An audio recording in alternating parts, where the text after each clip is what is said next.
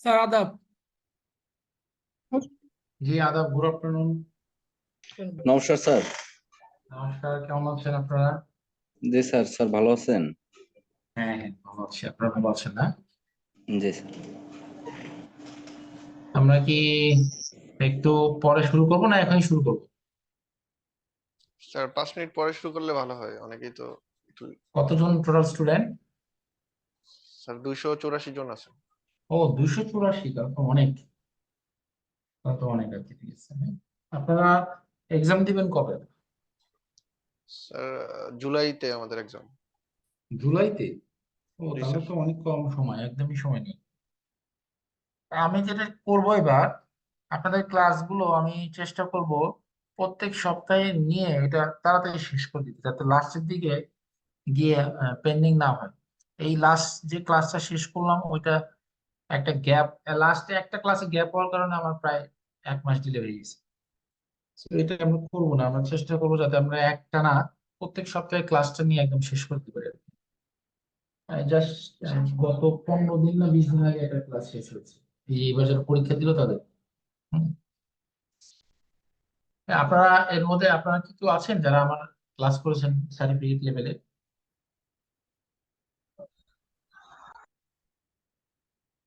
না মনে হয়।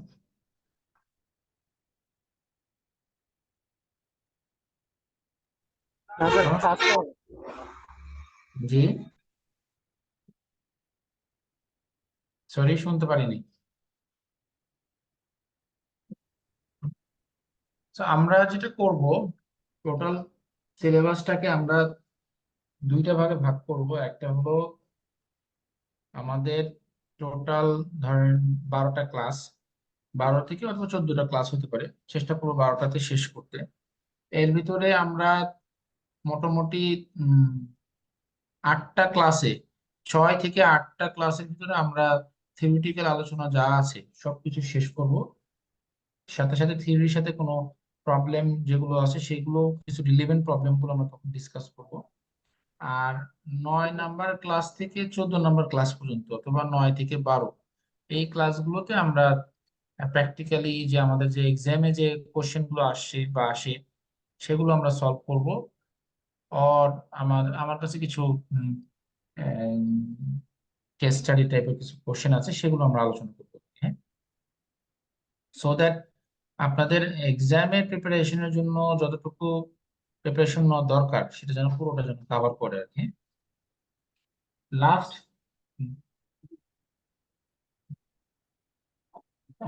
লাস্ট যে আমাদের ব্যাচটা ছিল, ওরা কিন্তু যথেষ্ট সৎ ছিল, এবং তারা যারা এই ক্লাস শেষ করেছে দে ডিড ভেরি ওয়েল আর কি। হ্যাঁ, এবং আমার কাছে মনে হচ্ছে যে না, তারা এইবার যারা পরীক্ষা দিয়েছে তারা অনেকেই হয়তো ভালো করেছে আর কি।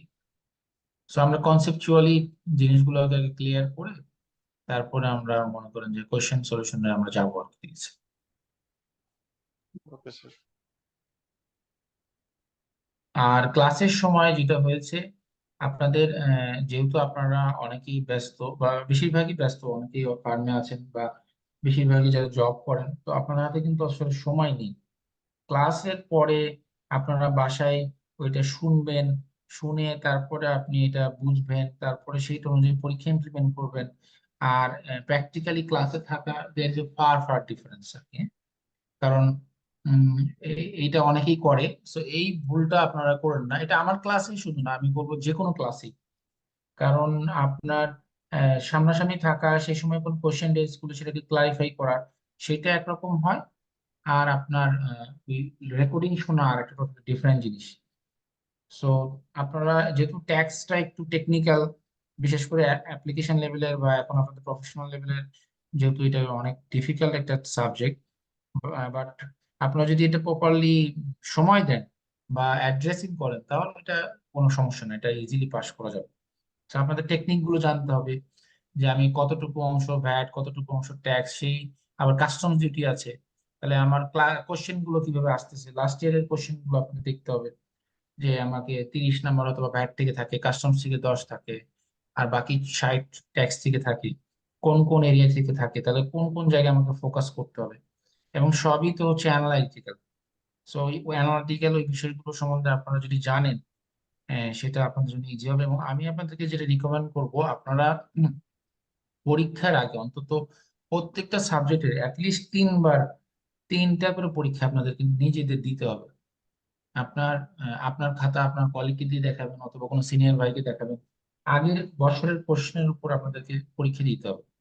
এতে যেটা দুইটা লাভ, একটা হলো আপনার পরীক্ষা হলে গিয়ে টাইম ম্যানেজমেন্টের যে প্রবলেমটা হয় সেটা হবে না, আপনার স্ট্রেস লেভেলটা অনেক কমে যাবে, এবং আপনার পরীক্ষায় খাতায় যে কাটাকাটি হয়, হ্যাঁ আপনার একটা চিন্তা করতে অনেক সময় লাগে, সেই জিনিসগুলো অনেক কমে যাবে আর কি। হ্যাঁ, আমরা যখন স্টুডেন্ট ছিলাম আমরা কিন্তু এইভাবে করতাম। ইনফ্যাক্ট আমার আন্ডারে এখন অনেকেই আছে, 5-6 জন আছে যারা প্রফেশনাল লেভেলে আছে, অনেকেই পাশ করেছে বা করতেছে বা আটকে আছে। তাদের সবাইকে কিন্তু আমি এটা গাইড করি এভাবে, এবং ওইভাবে কিন্তু হচ্ছে। এবং রিসেন্টলি আমার আন্ডারে একজন আছে, সে কোয়ালিফাই করেছে, আরেকজন অ্যাডভান্স লেভেলে আছে। সো আমি বলবো যে আপনারা এটা যদি ফলো করেন, প্রত্যেকটা সাবজেক্টে যদি 3টা করে পরীক্ষা দিয়ে তারপরে পরীক্ষা হলে যান, তাহলে it will be 1000 Times better compare to আপনার এমনি ক্লাস করে পরীক্ষা যাওয়া আর কি। হ্যাঁ, তখন আপনার প্রিপারেশন লেভেলটা অন্য লেভেলে থাকে। হ্যাঁ, আর স্যার একটা যদি কোশ্চেন ছিল। হ্যাঁ, আর আপনাদের যদি যার যে কোশ্চেনই থাকুক না কেন, আপনারা ক্লাস থেকে এটা ক্লিয়ার হয়ে যাবেন। সো আপনাদের মনের মধ্যে যেন কোনো কোশ্চেন না থাকে, রিলেভেন্ট কোশ্চেন করবেন এবং সেটা ক্লারিফাই হয়ে যাবেন। আমি যদি জানি সেটা আপনাদেরকে আনসার করব, যদি না জানি সেটা পরবর্তী ক্লাসে আমি আপনাদেরকে বলবো। বাট আপনারা পুরো জিনিসটা এখান থেকে বুঝে যাবেন আর কি। হ্যাঁ, স্যার একটা কোশ্চেন ছিল, সেটা হচ্ছে আমাদের ক্লাস কি ফিজিক্যালি হবে কিনা, যেহেতু আপনি বললেন যে আসলে রেকর্ডিংটা আসলে ফিজিক্যালি এটা আমি ঠিক বলতে পারবো না, নট শিওর। পায়খানা প্রতিদিন অন্তত একবার করে করবে। একটা দুইটা হয়তো বা হইতে তুমি পারে, একদিন পায়খানা করে আমাকে বলবা না? একটা একটা ক্লাস হয়তো বা ফিজিক্যালি হতে পারে, সেটা শেষের দিকে একটা বা দুইটা। আমি আমি যেটা বুঝি না কনফার্ম না, বেশি যাই কিছু কথা বলতে তুমি পারবো। পায়খানা কখন করে কি করে, আমি তো সারাদিন ব্যস্ততা হ্যাঁ, বুঝতে পেরেছেন। এক্সকিউজ মি স্যার, জি আপনি কি স্যার। কাস্টমটাও দেখবেন আপনি? না, আমি কাস্টমসটা দেখবো না, আমি শুধু ভ্যাটটা দেখবো। Okay sir, thank you. তো আমরা শুরু করি। জি স্যার। 100 জন হয়ে গেছে, ওকে। সো আমাদের টোটাল যে সিলেবাস আছে সেই সিলেবাসের ভিতরে এটাকে আহ, দুইটা ভাগে ভাগ করা হয়েছে। আমি একটু আগেই বলেছি যে আমরা থিওরিটিক্যাল আলোচনা করবো, তারপর আমরা প্র্যাকটিক্যাল বিষয়গুলো নিয়ে আমরা আলোচনা করবো আর কি। হ্যাঁ, তো আমাদের টোটাল সিলেবাসের একটা হলো আমাদের ভ্যাট রেজিস্ট্রেশন নিয়ে আমরা আলোচনা করব, input tax credit, manner of collection of VAT, imposition of goods and service VAT যেটা ইম্পোজ হয়, withholding BDS, net tax payable, carry forward, negative balance, এগুলো যদি কিছু থাকে সেগুলো আমরা দেখবো। এরপরে changes in income tax question এবং পেনাল্টি, এরপর হচ্ছে হলো ট্রাইব্যুনাল, কখন কোনটা কিভাবে হয়, এগুলো আমরা সবকিছু কভার করবো আর কি। করে তারপরে আমরা সব শেষ হলে তারপর আমরা কোশ্চেন সলিউশন করবো আর কি। প্রথমত আমরা আসি ভ্যাট রেজিস্ট্রেশন দিয়ে। রেজিস্ট্রেশন দিয়ে কেন শুরু করছি, কারণ আহ, এটাই হলো আমার ফার্স্ট ইনিশিয়াল স্টেজ। রেজিস্ট্রেশন দিয়ে তারপর আমার বাকি সব কিছু। So আমরা আপনারা কাইন্ডলি একটু সাইলেন্ট করেন, অনেকের এখান থেকে আসতেছে। কামরুল হাসান, কামরুল ইসলাম, আপনি একটু করেন আর কি। কামরুল ইসলাম, হ্যাঁ, ওকে।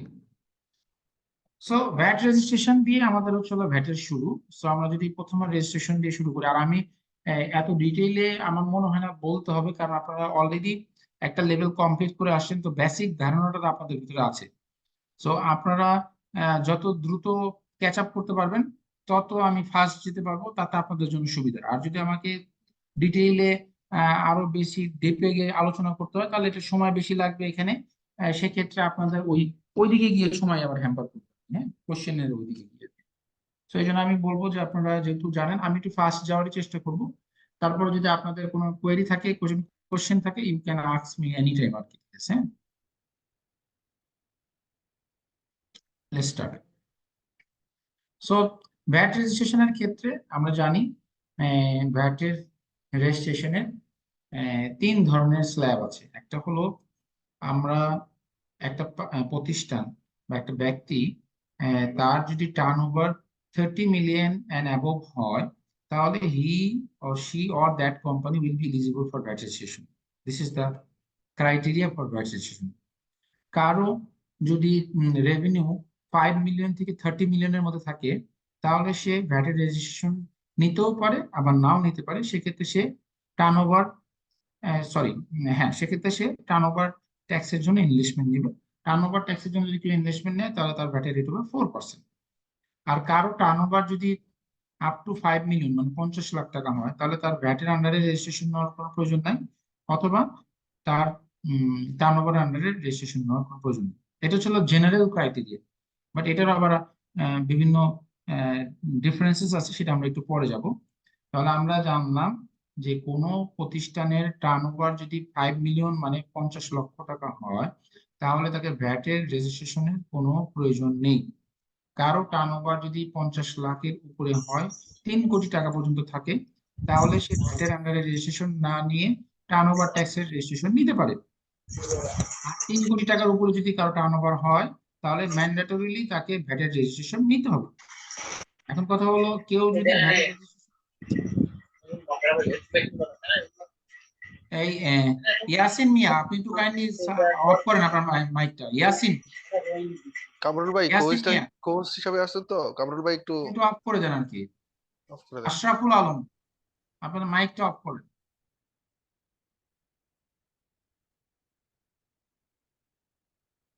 তো কারো যদি টার্নওভার 50 লক্ষের উপরে হয়, 3 কোটি হয়, 3 কোটি পর্যন্ত সে টার্নওভার ট্যাক্সের আন্ডারে রেজিস্ট্রেশন নিতে পারবে।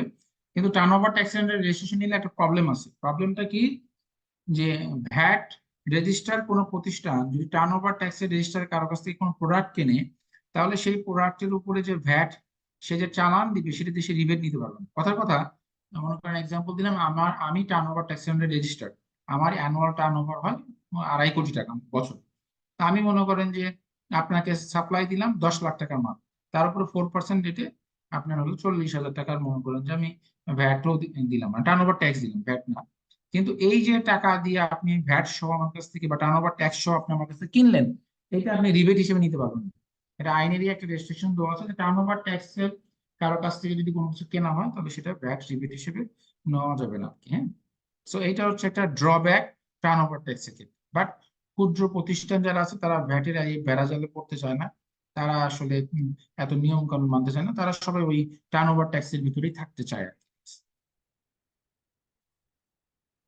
এখন ধরেন যে এই টার্নওভার ট্যাক্সের বা আমি ভ্যাটের রেজিস্ট্রেশন কখন করব, কোন পিরিয়ডে করব, কোন স্ল্যাব ফুলফিল হলে আমি এটা করব, সেটার একটা নিয়ম আছে আর কি। হ্যাঁ, ধরেন একটা প্রতিষ্ঠান তার 12 মাসের একটা অ্যানুয়াল টার্নওভার, এখানে একটা তথ্য দেওয়া আছে। ধরেন এবিসি কোম্পানি, সে 2022 সালের 20 ফেব্রুয়ারিতে ইনকর্পোরেট করেছে এবং তার 31 মার্চে গিয়ে তার টার্নওভার ছিল 0, যেহেতু ফেব্রুয়ারিতে সে ইনকর্পোরেট করেছে। জুনে গিয়ে তার টার্নওভার হয়েছে 10 লাখ, সেপ্টেম্বর কোয়ার্টারে গিয়ে তার টার্নওভার হয়েছে 12 লাখ, কিন্তু কিউমুলেটিভ হলো 22 লাখ, 10 লাখ আর 12 লাখ যোগ হয়ে 22 লাখ। 31 ডিসেম্বরে গিয়ে তার টার্নওভার হয়েছে আরো 15 লাখ, তাহলে তার কিউমুলেটিভ হচ্ছে 37 লাখ। 31 মার্চে গিয়ে তার আরো 20 লাখ টাকা টার্নওভার হয়েছে, তাহলে তার টোটাল হয়েছে 57 লাখ। এই যে মার্চ 31-এ গিয়ে তার টার্নওভার যেহেতু আপনার 57 লাখ মানে 50 লাখ টাকা এক্সিড করেছে, তাহলে আইন অনুযায়ী তাকে পরবর্তী 30 দিনের মধ্যে তাকে টার্নওভার ট্যাক্সের রেজিস্ট্রেশনের জন্য ইনকর্পোরেট হতে হবে। যেই জন্য এখানে বলছে at the quarter end of 31st March, total turnover exceeded the investment threshold limit of 50 lakhs. Therefore, ABC Limited need to apply for investment within 30 days from the end of the quarter, that is 30th April 2023. যেহেতু 30শে April তারিখে তার turnover 50 লক্ষ টাকা exceed করেছে, নিয়ম অনুযায়ী তার পরবর্তী 1 মাসের মধ্যে তাকে টার্নওভার ট্যাক্সের আন্ডারে রেজিস্ট্রেশন নিতে হবে। সেক্ষেত্রে 30শে এপ্রিলের মধ্যে তাকে টার্নওভার ট্যাক্সের রেজিস্ট্রেশন নিতে হবে। কথা ক্লিয়ার কিনা, সবাই বুঝতে পেরেছেন? জি স্যার। ওকে, এখন আসেন আরেকটা ডিফারেন্স সিনারিও, যে actual sales 12 months period closing end of the preceding month. ধরেন অ্যাজিউম আজকে হচ্ছে 15 July 2023, XYZ limited prepare the financial statement of 30 June 2023, reported sales revenue 3.5 lakh. তাহলে XYZ 30 জুনে অলরেডি তার রেভিনিউ 3.5 লক্ষ টাকা হয়ে গেছে। তার মানে যেহেতু তার রেভিনিউ 3,05,00,000 টাকা হয়ে গেছে, তার মানে তাকে অবশ্যই ভ্যাটের আন্ডারে রেজিস্ট্রেশন নিতে হবে। এবং সেক্ষেত্রে তাকে কবের মধ্যে নিতে হবে? 31শে জুলাইয়ের মধ্যে তাকে ভ্যাটের আন্ডারে রেজিস্ট্রেশন নিতে হবে, যেহেতু তার টার্নওভার 3 কোটি টাকা এক্সিড করে গিয়েছে। আরেকটা এটা হচ্ছিল, ধরেন আপনার প্রজেক্টের সেলস 12 মান্থসের পিরিয়ড বিগিনিং স্টার্ট অফ ধরেন আপনার অ্যাজুম আজকে হচ্ছে 27শে July 2022, ABC limited prepare is financial statements for the month of June. আপনি জুনের ফাইন্যান্সিয়াল স্টেটমেন্ট কমপ্লিট করতেছেন এবং আপনার 20 লাখ টাকা সেলস হয়েছে। However, the company is expecting his average revenue per month is 27 lakh next 11 months. তাহলে আপনি অ্যাজুম করে নিচ্ছেন আপনার 20 লাখ টাকা সেল হয়েছে এবং আগামী 11 মাসে আপনার প্রজেক্টের সেলস হবে আরো 27 লাখ করে, 11 মাসে 2,97,00,000। তাহলে এই 2,97,00,000 সাথে 20 লাখ যোগ করলে 3,17,00,000 টাকা। সেক্ষেত্রেও আপনি যেহেতু বুঝতে পারছেন যে আপনার টার্নওভার 3 কোটি টাকা এক্সিড করবে, তাহলে আপনি চাইলে এখনই ভ্যাটের আন্ডারে রেজিস্ট্রেশন নিতে পারেন। তাতে লাভ কি? আপনি যদি এখনই ভ্যাটের আন্ডারে রেজিস্ট্রেশন নেন, তাহলে আপনি আউটপুট ভ্যাটের এগেইনস্টে ইনপুট ট্যাক্স ক্রেডিট নিতে পারবেন। কারণ যারা ভ্যাটের আন্ডারে রেজিস্টার এবং 15% রেটে ভ্যাট পে করে, তারা আউটপুট ভ্যাটের এগেইনস্টে ইনপুট ট্যাক্স ক্রেডিট নিতে পারে।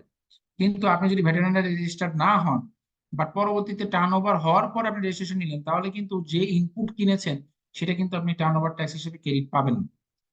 সো এই জন্য প্রজেক্টের সেলস এর উপরেও যদি কোনো কোম্পানি চায় যে না আমি সেলফ অথবা ভলেন্টারি রেজিস্ট্রেশন হিসেবে আমি দেখতে পাচ্ছি যে আমার সেলস 3 কোটি টাকা এক্সিড করবে, আমি টার্নওভার ট্যাক্স আন্ডার রেজিস্ট্রেশন না নিয়ে আমি ভ্যাট আন্ডার রেজিস্ট্রেশন নিব, সেটাও কিন্তু করা সম্ভব।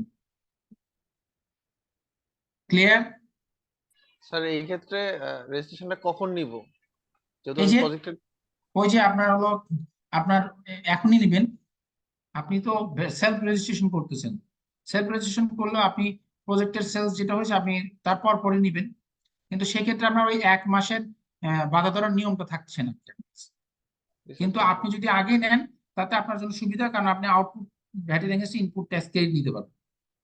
স্যার রিবেটটা নেওয়া যাবে ব্যাট জি রেজিস্ট্রেশনের কারণে? জি। এখন আসেন যে এতক্ষণ তো বললাম যে 50 লাখ টাকার উপরে হলে টার্নওভার ট্যাক্স সেন্টার রেজিস্ট্রেশন নিতে হবে, 3 কোটি টাকার উপরে হলে ভ্যাটের রেজিস্ট্রেশন নিতে হবে। আর এখন যেটা বলছি সেটা হলো ম্যান্ডেটরি ভ্যাটের আন্ডার রেজিস্ট্রেশন। তার মানে আপনার টার্নওভার যদি 1 টাকাও হয়, 100 টাকাও হয়, 1 লাখ টাকাও হয়, 5 লাখ টাকাও হয়, এখানে ভ্যালু দিয়ে ডিটারমাইন হবে না। এটা হলো ম্যান্ডেটরি ভ্যাট রেজিস্ট্রেশন, মানে ইরেসপেক্টিভ অফ দ্য টার্নওভার আপনার ইকোনমিক অ্যাক্টিভিটির উপর ডিপেন্ড করে আপনাকে ভ্যাটের আন্ডার রেজিস্ট্রেশন নিতে হবে। তারা কারা? যারা ম্যানুফ্যাকচারার অথবা ইম্পোর্ট করে গুডস অথবা সার্ভিস, তাদেরকে অবশ্যই ভ্যাটের আন্ডারে রেজিস্ট্রেশন নিতে হবে। তার টার্নওভার কত সেটা কোনো বিষয় না। A person who is participating in tender or supplying goods or service under a contract or work order, কেউ যদি কোনো গুডস অথবা সার্ভিস সাপ্লাই করতে চায় আন্ডার কন্ট্রাক্টের আন্ডারে অথবা ওয়ার্ক অর্ডার আন্ডারে অথবা টেন্ডারের আন্ডারে, তাহলে অবশ্যই তাকে ভ্যাটের আন্ডারে রেজিস্ট্রেশন নিতে হবে। কেউ যদি ইম্পোর্ট এক্সপোর্ট বিজনেস করে, তাহলে তাকে ভ্যাটের আন্ডারে রেজিস্ট্রেশন নিতে হবে। এবং আরো কি বলা হয়েছে, কোনো বিজনেস অর ইন্ডাস্ট্রি অথবা এরিয়া যেটা কিনা বোর্ড বলে দিয়েছে, ওই যে বোর্ড গভর্নমেন্ট অর্ডার 17/2019 একটা ম্যান্ডেটরি ভ্যাট রেজিস্ট্রেশন বলে দিয়েছে কাদেরকে ভ্যাটের আন্ডারে অবশ্যই রেজিস্ট্রেশন নিতে হবে ইরেসপেক্টিভ অফ দ্য টার্নওভার। এটা আমরা এখন দেখব। আরো কি বলছে, ভ্যাট এজেন্ট, যদি কেউ ভ্যাট এজেন্ট হয় অথবা ব্রাঞ্চ অথবা লিয়াজ অফিস হয় অথবা ই সিম প্রোভাইডার হয়, হ্যাঁ এটাও গভর্নমেন্ট অর্ডার নাম্বার 6 এর মাধ্যমে বলছে তাদেরকে ভ্যাটের আন্ডারে ম্যান্ডেটরি রেজিস্ট্রেশন নিতে হবে।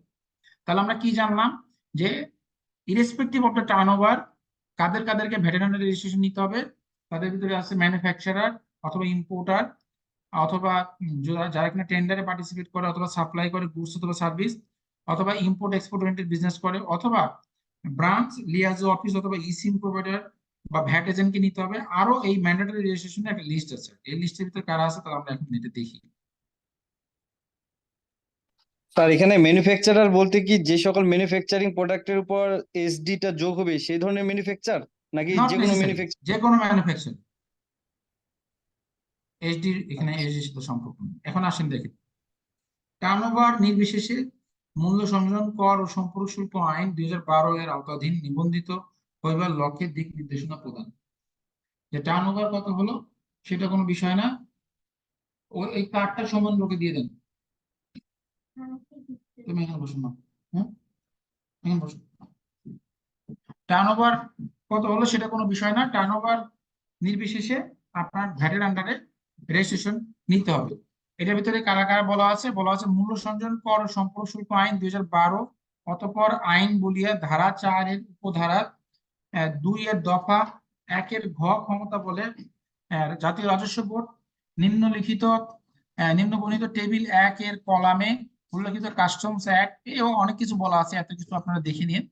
তারপরে লাস্টে এখানে বলা হয়েছে অবস্থান নির্বিশেষে সুপার শপ, শপিং মল ও টেবিল কলামে 3 এর কলাম 1 এ উল্লেখিত কাস্টমস অ্যাক্ট 1969 এর ফার্স্ট শিডিউলের শিরোনাম সংখ্যা হেরি এর বিপরীতে 2 এ বিধিত সামঞ্জস্য কোডের বিপরীত কলামে বর্ণিত পণ্যের ব্যবসায়ী পর্যায়ে সরবরাহ সহ যে সকল করযোগ্য পণ্য উৎপাদনকারী প্রতিষ্ঠান, ব্যবসা স্থল জেলা শহর ও সিটি কর্পোরেশনের আওতাধীন এলাকা অবস্থিত, তার মানে কারো ব্যবসা স্থল যদি জেলা শহর মানে টাউনে হয়, সিটিতে হয় অথবা সিটি কর্পোরেশনে হয়, তাদেরকে বার্ষিক টার্নওভারের পরিমাণ নির্বিশেষে বার্ষিক টার্নওভারের নির্বিশেষে উক্ত আইনের ধারা 6 এর আওতায় নিবন্ধিত হইয়া কর প্রদানের নির্দেশ প্রদান করা হলো। তাহলে দেখেন এদের ভিতরে কারা কারা আসবে। এই টেবিল 1 এ বলা আছে এই যে মিল্ক পণ্য, স্ট্রাস, গাম, এরকম বিভিন্ন রকম প্রোডাক্টের নাম দেওয়া আছে। এগুলো হচ্ছিল সব ভ্যাটের আন্ডারে রেজিস্ট্রেশন নিতে হবে। এরপর টেবিল 2 এ সার্ভিসের কথা বলা আছে যে হোটেল, রেস্তোরাঁ, decorator, motor garage, dock yard, নির্মাণ সংস্থা, এগুলো সব সার্ভিসের কথা বলা আছে যে কোন কোন সার্ভিস, এই যে এসএস কোড দেওয়া আছে। এই যে দেখেন প্রকিউরমেন্ট প্রোভাইডার, যোগানদারকে বলা আছে যে তাকে অবশ্যই ভ্যাটের আন্ডারে রেজিস্ট্রেশন নিতে হবে। এইভাবে যারা যে যে সার্ভিসকে ভ্যাটের আন্ডারে রেজিস্ট্রেশন নিতে হবে সেগুলো এখানে বলা আছে। এরপর আপনার টেবিল 3 এ বলা আছে হলো সিমেন্ট ম্যানুফ্যাকচারার, এই যে কারা কারা জিপি শিট, এই ধরনের ম্যানুফ্যাকচারার যারা আছে, স্যানিটারি ওয়্যার, অ্যালুমিনিয়াম ফিটিং, এদেরকে ভ্যাটের আন্ডারে রেজিস্ট্রেশন নিতে হবে। এরপর সুপার শপ এবং শপিং মল, এদেরকে ভ্যাটের আন্ডারে রেজিস্ট্রেশন নিতে হবে। বলা আছে সুপার শপ অর্থ শীতাতপ নিয়ন্ত্রিত হোক বা না হোক, আয়তন নির্বিশেষে কোনো স্বতন্ত্র বা পরিপূর্ণ দোকান যেখানে আধুনিক বিজ্ঞানসম্মত প্রযুক্তি ব্যবহারের মাধ্যমে স্বাস্থ্যসম্মত জীবাণুমুক্ত প্রিজারভেটিভবিহীন মাছ, মাংস, চাল, ডাল, শাকসবজি, ফলমূল সহ দৈনন্দিন ব্যবহার্য গৃহস্থলী ও মনোহারী পণ্য বিক্রয় করা হয়ে থাকে, এদেরকে সুপার শপ বলা হয়। এবং শপিং মল অর্থ একই বিল্ডিং ও স্থাপনা বা সীমানার মধ্যে অবস্থিত একাধিক দোকান ও রেস্তোরাঁ বা সুপার শপ বা বিনোদনের সুবিধা সম্বলিত স্থান যেখানে প্রয়োজনীয় জিনিসপত্র কেনাকাটার সুযোগ রয়েছে। তো এই সকল জায়গায় এদেরকে টার্নওভারের আন্ডারে না নিয়ে এদেরকে ভ্যাটের আন্ডারে রেজিস্ট্রেশন নিতে হবে। This is the instruction from the NBR. বোঝা গেল? জি স্যার। তাহলে আমরা বুঝতে পারলাম তো কাদের কাদেরকে ভ্যাটের আন্ডারে রেজিস্ট্রেশন নিতে হবে।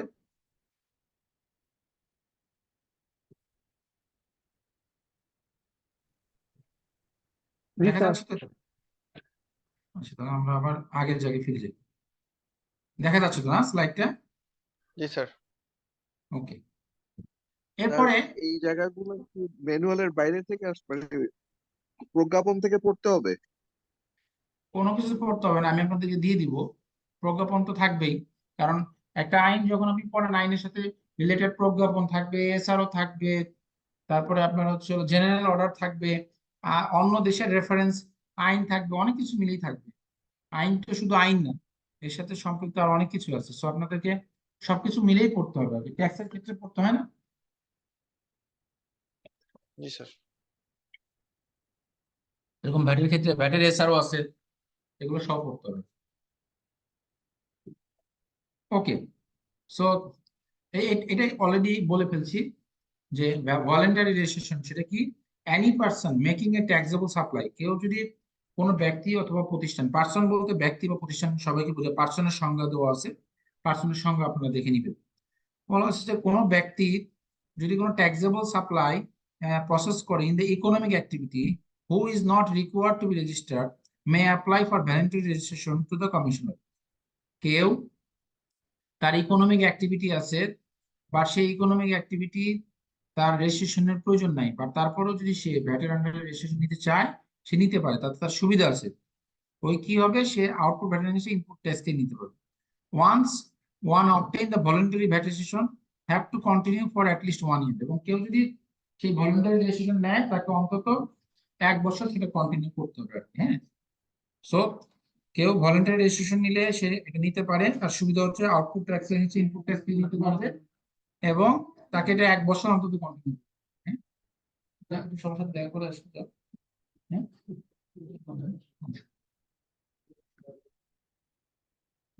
এখন এই যে ভলান্টারি রেজিস্ট্রেশন গেল, তাহলে এখন আমরা আস্তে আস্তে তারপর এখন মেইন রেজিস্ট্রেশনে আসতেছি, যে ভলান্টারি রেজিস্ট্রেশনের পরে রেজিস্ট্রেশন বেসিক্যালি 2 রকম, একটা হলো ইউনিট রেজিস্ট্রেশন, একটা হলো সেন্ট্রাল রেজিস্ট্রেশন। এখন আসবো ইউনিট রেজিস্ট্রেশন কি, সেন্ট্রাল রেজিস্ট্রেশন কি, হ্যাঁ। ইউনিট রেজিস্ট্রেশন বলতে বোঝাচ্ছে একটা প্রতিষ্ঠান তার যদি একটা আউটলেট থাকে বা একটা জায়গার থ্রুতে যদি সে বিজনেস পরিচালনা করে, তাহলে সে একটা ইউনিট রেজিস্ট্রেশন নেবে। অথবা একটা প্রতিষ্ঠানে যদি 10টা ইউনিট থাকে, ধরেন আগোরার কথা যদি বলি, অথবা স্বপ্নর কথা যদি বলে, স্বপ্নর কোম্পানির নাম কি, ধরেন এসিআই, এসিআই ধরেন যে 20টা আউটলেট আছে। এখন স্বপ্ন চাইলে 20টা আউটলেটের জন্য 20টা আলাদা আলাদা ইউনিট রেজিস্ট্রেশন নিতে পারে। আবার সে চাইলে বুকস অফ অ্যাকাউন্ট যদি সে সেন্ট্রালি মেনটেন করে, অথবা তার যদি identical or similar types of goods or service হয়, তাহলে সে সেন্ট্রাল রেজিস্ট্রেশন নিতে পারে, হ্যাঁ। তাহলে একটা প্রতিষ্ঠান ইউনিট রেজিস্ট্রেশন নিতে পারে, সেন্ট্রাল রেজিস্ট্রেশন নিতে পারে।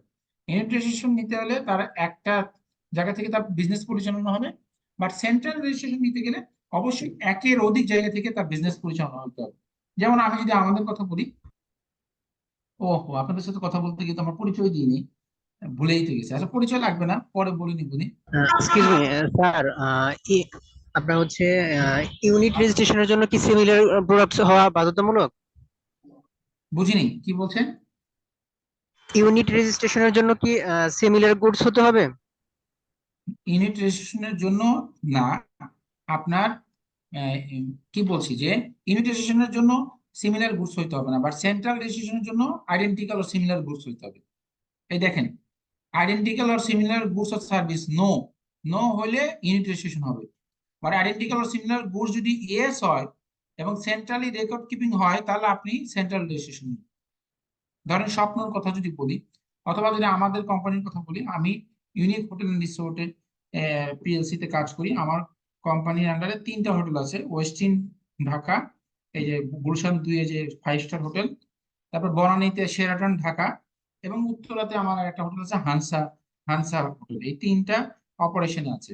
আরো 2টা হোটেল আপনার কনস্ট্রাকশনে আছে, তাজ ভিভান্তা, ইন্ডিয়ান তাজ ভিভান্তা, এবং সেন্ট ডিজিজ 7 স্টার হোটেল। তাহলে আমরা কি করেছি, আমরা কিন্তু সেন্ট্রাল রেজিস্ট্রেশন নিয়েছি। আমি সবগুলো মিলে এক জায়গায় কিন্তু ভ্যাট রিটার্নের মধ্যে, যদিও আমার 3টা লোকেশন আলাদা আলাদা, আমার আগের আইন অনুযায়ী আলাদা আলাদা রেজিস্ট্রেশন ছিল, বাট এই নতুন অনুযায়ী আইন অনুযায়ী কিন্তু আমি 3টা মিলে একসাথে সেন্ট্রাল রেজিস্ট্রেশন নিয়ে আমি একসাথে রিটার্ন জমা দিই। তাহলে আমরা যেটা বলছিলাম যে when an entity, যখন কোন একটা প্রতিষ্ঠান operate economic activity by supplying identical or similar goods, একটা প্রতিষ্ঠান যখন সাপ্লাই করে আইডেন্টিক্যাল অর সিমিলার গুডস অথবা সার্ভিস দিচ্ছে ফ্রম ডিফারেন্ট প্লেস, একের অধিক জায়গা থেকে, Gulshan, Banani, Motijheel or whatever, Dhaka, Chittagong, but keep its record centrally. যেমন ইন্স্যুরেন্স কোম্পানিগুলো কি করে, বা ব্যাংক কোম্পানিগুলো কি করে, ব্যাংক তার 100টা ব্রাঞ্চ আছে কিন্তু তার বুকস অফ অ্যাকাউন্ট সব কিন্তু সেন্ট্রালি মেনটেন করে। ইন্স্যুরেন্স কোম্পানি কি করে, তার বুকস অফ অ্যাকাউন্ট কিন্তু সে সেন্ট্রালি মেনটেন করে। সো সেক্ষেত্রে সে কি করবে, সে সেন্ট্রাল রেজিস্ট্রেশন নিতে পারবে। আরো কি হবে, when an entity operate economic activity by supplying different types of product from different places, then they have to obtain registration for every places. ধরেন আপনার প্রোডাক্টটা সিমিলার না, আপনার কোন জায়গায় ইলেকট্রিক্যাল প্রোডাক্ট হয়, তো কোথাও আপনার হলো কনজিউমেবল গুডস হয়, অথবা বেভারেজ আইটেম হয়, অথবা আপনার ফুড আইটেম হয়, অথবা আপনার মনে করেন যে আপনার হচ্ছে হলো ধরেন যে আপনার হচ্ছে হলো পেপার মিলস আছে, বসুন্ধরার কথা যদি বলি, বা আপনার হলো প্রাণ আরএফএল এর কথা বলি, প্রাণ আরএফএল এর একটা উইংস হচ্ছে ধরেন তার ফার্নিচার তৈরি করে, আর একটা হচ্ছে মনে করেন যে আরএফএল এর যে প্লাস্টিক আইটেম আছে, আবার ওদের মনে করেন যে আপনার বেভারেজ আইটেম আছে, যেমন আমরা জুস টুস খাই বা চিপস আছে। তো এগুলো কিন্তু সিমিলার আইটেম না, তাহলে সেক্ষেত্রে কিন্তু সে তাকে ইউনিট, প্রাণ আরএফএল একটা কোম্পানির আন্ডার হইলেও তাকে কিন্তু ডিফারেন্ট ডিফারেন্ট রেজিস্ট্রেশন নিতে হবে। বাট যদি এরকম হয়, যেমন স্যামসাং এর কথা যদি বলি বা ওয়ালটনের কথা বলি, ওয়ালটনের কি প্রোডাক্ট, ইলেকট্রনিক্স প্রোডাক্ট, বা স্যামসাং এর কথা বলি ইলেকট্রনিক্স, সে মোবাইল তৈরি করে, সে ফ্রিজ তৈরি করে, সে টিভি তৈরি করে, তাহলে এগুলো it will be treated as a identical or similar goods. সেক্ষেত্রে কিন্তু তাকে কি নিতে হবে, সেন্ট্রাল রেজিস্ট্রেশন নিতে পারে সে চাইলে, অথবা ইউনিট রেজিস্ট্রেশন নিতে পারে আর কি, হ্যাঁ। ওই আঙ্কেলকে ডাকো তো একটু বাবা, সমন্দ্র আঙ্কেল ডাকো তো একটু। এটা কি বোঝা গেল আমি কি বলেছি, কখন ইউনিট রেজিস্ট্রেশন হবে আর কখন সেন্ট্রাল রেজিস্ট্রেশন হবে?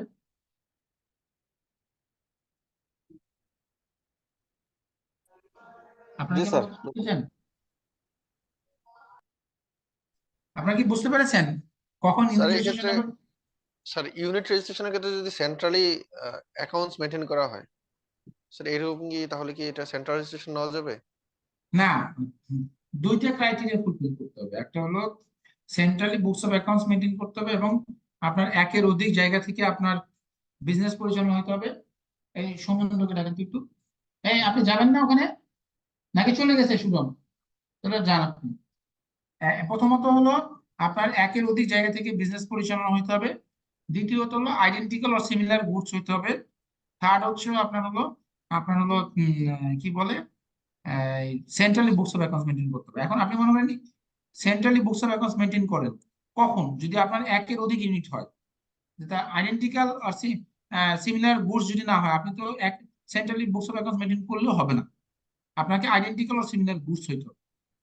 আদারওয়াইজ আপনাকে প্রত্যেকটার জন্য আলাদা আলাদা রেজিস্ট্রেশন নিতে হবে। জি স্যার, থ্যাংক ইউ। এখন স্যার জি, হ্যালো স্যার, আমার যে আইডেন্টিফাইয়েবল সিমিলার গুডস এবং সেন্ট্রালি অ্যাকাউন্টও মেনটেন করা হয়, বাট যদি দুইটা বিন ইউনিটস অনুযায়ী দুইটা বিন নেওয়া হয়, সেক্ষেত্রে কিভাবে আমরা এটা প্রতিকার পেতে পারি? ধরেন তাহলে দুইটা আপনাকে দুইটা বিন সারেন্ডার করে নতুন একটা বিন নিতে হবে, এনবিআর এ অ্যাপ্লিকেশন করতে হবে যে আমার আইডেন্টিক্যাল আর সিমিলার গুডস, আমি ইতিপূর্বে দুইটা বিন নিয়েছি একই কোম্পানির আন্ডারে, দুইটা প্রতিষ্ঠান, এবং আমি centrally books of accounts maintain করি, তো আমাকে সেন্ট্রাল রেজিস্ট্রেশনের জন্য আমি আবেদন করছি। তাহলে সেন্ট্রাল রেজিস্ট্রেশনের যে ফর্ম আছে, সেই ফর্ম জি পূরণ করে আপনি আবেদন করলে ওই দুইটা বিনকে মার্জ করে একটা বিন দিবে, তখন দুইটা মিলে আপনি একসাথে রিটার্ন জমা দিতে পারবেন। জি স্যার। আর স্যার সেক্ষেত্রে যদি আইআরসিও কি স্যার দুইটাই নেওয়া থাকে, সেক্ষেত্রে আইআরসিটাও কি মার্চ করা যাবে, অথবা যেমন ক্যাপাসিটি অনুযায়ী? আইআরসি তো আবার ডিফারেন্ট জিনিস, আইআরসি তো আপনি নিবেন, সেটার সাথে বিনের কোনো সম্পর্ক না, ওটা তো নিতে হবে আপনার সিসিআই থেকে। হুম হুম। সিসিআই জি স্যার। আপনাকে তখন একটা বিনের এগেনস্টে একটা আইআরসি দিবে, দুইটা আইআরসি তো আর আপনাকে দিবে না। আর না আপনার স্যার, দুইটা আইআরসি কেন লাগবে, আপনি না তো না স্যার, সেন্ট্রালি রেজিস্টার। স্যার যখন দুইটা বিন থাকে তখন কি স্যার দুইটা আইআরসি না যদি হয়ে থাকে, তখন আমি দুইটা বিনকে তো স্যার সেন্টার মার্চ করে একটা বিন করলাম, তো সেক্ষেত্রে আইআরসির ক্ষেত্রে? আইআরসি যখন নিতে যাবেন বা আপডেট করতে যাবেন, হুম, হালনাগাদ করতে চাইলে তো আপনাকে বিন চাবে, তিন চাবে, জি সবই চাবে না, তখন তো জি বিন আপনার একটার মধ্যে দুইটা বিন নাই, তখন তো এটা অটোমেটিক না। বন্ধ হয়ে যাবে। ও ঠিক আছে sir, thank you. Okay. Sir সেই ক্ষেত্রে কি আমাকে নতুন করে আইআরসি করতে হবে, কারণ যেহেতু আমি তো মার্চ করে ফেলছি? না, নতুন করে করতে হবে না, সেটা আপনি অ্যাপ্লিকেশন করে বলতে পারেন যে আমার একটা থাকবে আর একটা ক্লোজ হবে, সেটা আপনি, যেমন আমাদের ক্ষেত্রে কি হয়েছে, আমাদের দুইটা আইআরসি ছিল। শেরাটন হোটেলের জন্য আমার একটা ইউনিট 2 নামে একটা আইআরসি ছিল, আর ওয়েস্টিন হোটেলের জন্য আমার আরেকটা আইআরসি ছিল। শেরাটনের জন্য যখন আমি ইম্পোর্ট করতাম, তখন আমি আলাদাভাবে আইআরসি নিয়েছি এবং ইম্পোর্ট করে আমি শেরাটন হোটেল কমপ্লিট করে ফেলেছি। যখন আমার হোটেল কমপ্লিট হয়ে গেছে, তারপর আমি ওই আইআরসি ক্লোজের জন্য অ্যাপ্লিকেশন করেছি যে আমার এই আইআরসির দরকার নাই, এবং আমি এটা আর এটাকে আমরা ফার্দার আমরা রিনিউ করিনি, না করে আমার একটা আইআরসি যেটা এক্সিস্টিং সেটাই রয়ে গেছে, ওটার দ্যাট আন্ডারে মিনস আমরা আমি এখন দুইটা চলছি। আইআরসি না রেখে যে কোনো একটা রাখলেই হবে? একটা রাখতে হবে, যে কোনো একটা রাখতে হবে, একটার আন্ডারেই তখন আপনি, এগুলো ব্রাঞ্চ হিসেবে গণ্য হবে। হ্যাঁ, আপনার তখন ওই ভ্যাট রেজিস্ট্রেশনের ভিতরে আপনি যখন সেন্ট্রাল রেজিস্ট্রেশন দিবেন, সেন্ট্রাল রেজিস্ট্রেশন 2.1 ফর্ম যখন আপনি পূরণ করবেন, তখন ওর ভিতরে আপনার বিভিন্ন ব্রাঞ্চ দেখাবে যে আপনার এটা একটা ব্রাঞ্চ, ওটা একটা ব্রাঞ্চ, ওটা নিচে থাকবে আর কি। তখন ওই আইআরসি দিয়ে আপনি এটা নিয়ে আসতে পারবেন, কারণ আপনার টিন একটা, বিন একটা, আইআরসি একটাই হইতে হবে। বোঝা গেল? Okay sir, thank you. So এখন সেন্ট্রাল রেজিস্ট্রেশন নিতে গেলে কিছু আদার্স কিছু ক্রাইটেরিয়া আছে, সেগুলো আপনাদেরকে ফুলফিল করতে হবে। এখন আসি সেই ক্রাইটেরিয়া গুলো কি। যদি ম্যানুফ্যাকচারার হয়, তাহলে তার ক্ষেত্রে কিছু নিয়ম আছে। কি বলা আছে যে if any manufacturer produces and supplies identical or similar goods from one or more places and maintain all records and accounts of economic activity in the central unit. যদি একজন ম্যানুফ্যাকচারার সে কিনা প্রডিউস করে অথবা সাপ্লাই করে কি identical or similar goods from one or more places, এক জায়গা অথবা একের অধিক জায়গা থেকে, এবং মেইনটেইন করে সকল books of accounts economic activity, ওই ইকোনমিক অ্যাক্টিভিটি সেন্ট্রালি, সেটা যদি হয়, প্রথম হলো এটা হলো ম্যানুফ্যাকচারের ক্ষেত্রে বলেছে। দ্বিতীয়ত বলেছে if commercial importer, commercial importer কারা, যারা দেশের বাইরে থেকে, ধরেন আপনি যদি আমি বলি মনে করেন যে কমার্শিয়াল ইম্পোর্টার কারা, আপনারা জানেন কমার্শিয়াল ইম্পোর্টার কে, বলতে পারবেন কেউ? কমার্শিয়াল যিনি ইম্পোর্টার কে? ইম্পোর্ট করে এনে বিক্রি সেল করে, যিনি ইম্পোর্ট করে এনে ট্রেড করে, কোনো মডিফিকেশন করে না। কমার্শিয়াল ইম্পোর্ট বলতে বোঝায় যে কিনা একটা প্রোডাক্ট ইম্পোর্ট করে এনে সেল করবে without changing any feature characteristics. হ্যাঁ, তো ধরেন আপনি আজকে নেসলে বাংলাদেশ এরা করে না স্যার? কি বলেছেন? মানে ফিনিশ গুড নিয়ে আসবে আর কি। একজন একজন করে বলেন। কি বলেছেন? মানে স্যার ফিনিশ গুড ইনপুট করে নিয়ে আসবে, এটার কোনো চেঞ্জেস করবে না, এই অবস্থায় হ্যাঁ, সেল করবে। কোনো ফিচার্স ক্যারেক্টারিস্টিক্স কোনো কিছু চেঞ্জ করবে না। ধরেন স্মার্ট টেকনোলজি, তারা কি করে, ল্যাপটপ সেল করে, কথার কথা। সো এখন স্মার্ট দেশের বাইরে থেকে ডেলের বা এসপির 100টা ল্যাপটপ নিয়ে আসলো, ওখানে তো ক্যারেক্টারিস্টিক ফিচার্স চেঞ্জের কিছু নাই, যেভাবে নিয়ে আসলো ওইভাবে সেল করতেছে। তো সে ইম্পোর্ট করে নিয়ে এসে যা সেল করে দিচ্ছে, এটা হচ্ছে কমার্শিয়াল ইম্পোর্টার, যে কিনে নিয়ে এসে সে সেল করতেছে। এখানে কোশ্চেনটা কি ছিল? any commercial importer import goods in the address of his central unit, তার যে সেন্ট্রাল ইউনিটের যে অ্যাড্রেস আছে সেই অ্যাড্রেসে সে গুডসটাকে ইম্পোর্ট করবে and supply the same through its own and control sales depot, সে তার নিজস্ব সেলস ডিপোর মাধ্যমে সেটাকে সেল করবে। এরকম যদি কিছু করে তাহলে সে সেন্ট্রাল রেজিস্ট্রেশনে নিতে পারবে আর কি। হ্যাঁ, আর আমরা যেটা বলতেছিলাম কমার্শিয়াল ইম্পোর্টার কারা, সেটা হচ্ছে হলো আলাদা জিনিস, যেটা বললাম যে যে কোনো ক্যারেক্টারিস্টিক্স ফিচার্স কোনো কিছু চেঞ্জ করবে না, শুধু এনে সেল করবে। হ্যাঁ, সেটা হচ্ছে কমার্শিয়াল ইম্পোর্ট। বোঝা গেল? জি sir. If any trader procures or collects goods in the address of its central unit and supplies the same through its own sales depot, যারা ট্রেডার আছে, ট্রেডার কারা, যারা টেন্ডারের মাধ্যমে পার্টিসিপেট করে, বা যারা ট্রেডাররা মনে করেন হচ্ছে যারা কোটেশনের মাধ্যমে সেল করে, এই টাইপের যারা আছে, তারা গুডস কালেক্ট করে তার যে সেন্ট্রাল অ্যাড্রেস আছে সেই অ্যাড্রেসে, এবং সাপ্লাই করে তার নিজস্ব সেলস ডিপো থ্রুতে। তারপরে সার্ভিস প্রোভাইডার, যারা সার্ভিস প্রোভাইডার আছে, ধরেন বিভিন্ন রকম ইন্ডেন্ডিং ফার্ম আছে, অডিট এন্ড অ্যাকাউন্টিং ফার্ম আছে, বা আমরা যারা আছি বিভিন্ন হোটেল, মোটেল, রেস্টুরেন্ট, যারা সার্ভিস প্রোভাইড করে, সার্ভিসের অনেক ডেফিনেশন দেওয়া আছে। এই সার্ভিস প্রোভাইডার যারা আছে তারা যদি আইডেন্টিক্যাল ও সিমিলার গুডস দেয় এবং তাদের ভেরিয়াস ব্রাঞ্চের মাধ্যমে দেয়, তাহলে তারা সেন্ট্রাল রেজিস্ট্রেশন নিতে পারতেছে। If an entity manufacture any goods and supplies the same at the rate of 15% through its own depot or warehouse, কোনো ম্যানুফ্যাকচারার তার যদি কোনো গুডস সে সাপ্লাই করে 15% রেটের মাধ্যমে তার নিজস্ব ওয়্যারহাউস বা ডিপোর মাধ্যমে।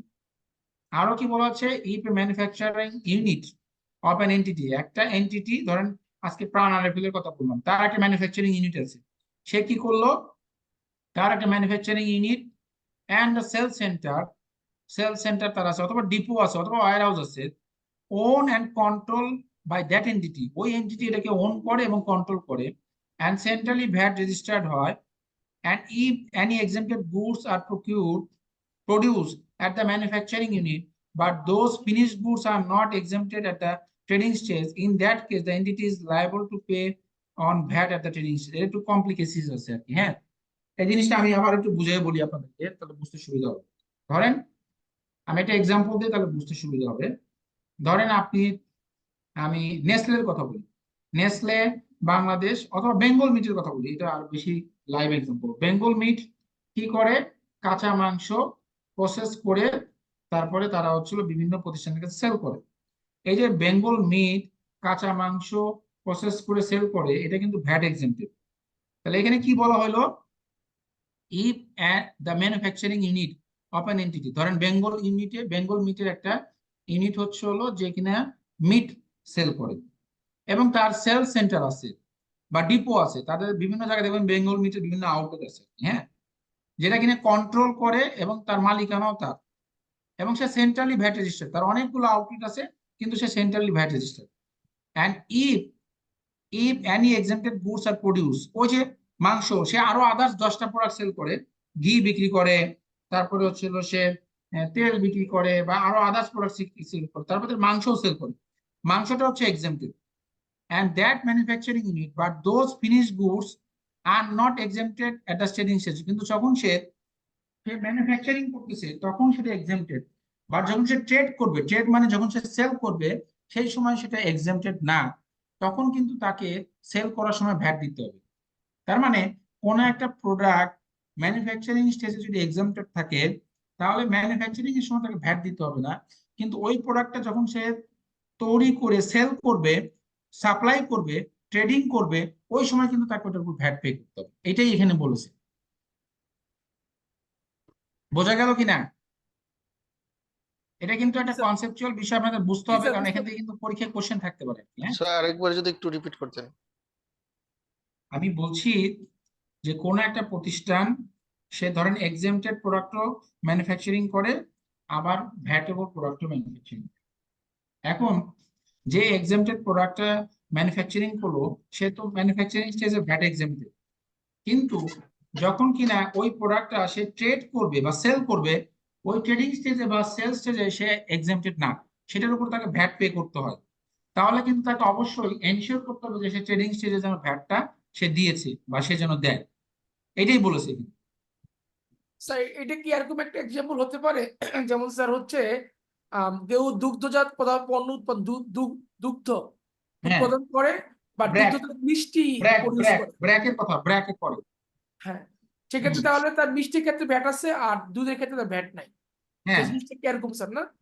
হ্যাঁ, এটা হতে পারে। হ্যাঁ, কারণ ওটা হচ্ছে ম্যানুফ্যাকচারিং করে আর একটা প্রোডাক্ট তৈরি করে ফিনিশ গুডস বানায় তারপর সে সেল করতেছে, অথবা এমন হলো যে সে র ম্যাটেরিয়াল হিসেবে দুধ কিনেছে কিন্তু ওই দুধটা সে প্যাকেজিং করে টেট্রা প্যাক করে তারপর সে সেল করতেছে, কিন্তু ওই ফিনিশ গুডসটা যে টেট্রা প্যাক করে সেল করতেছে দুধই সেল করতেছে কিন্তু সে টেট্রা প্যাক হিসেবে সেল করতেছে, ওটা ট্রেডিং স্টেজে এক্সাম্পটেড না, তখন কিন্তু তাকে ভ্যাট দিতে হবে। ভ্যাট দিতে হবে, জি।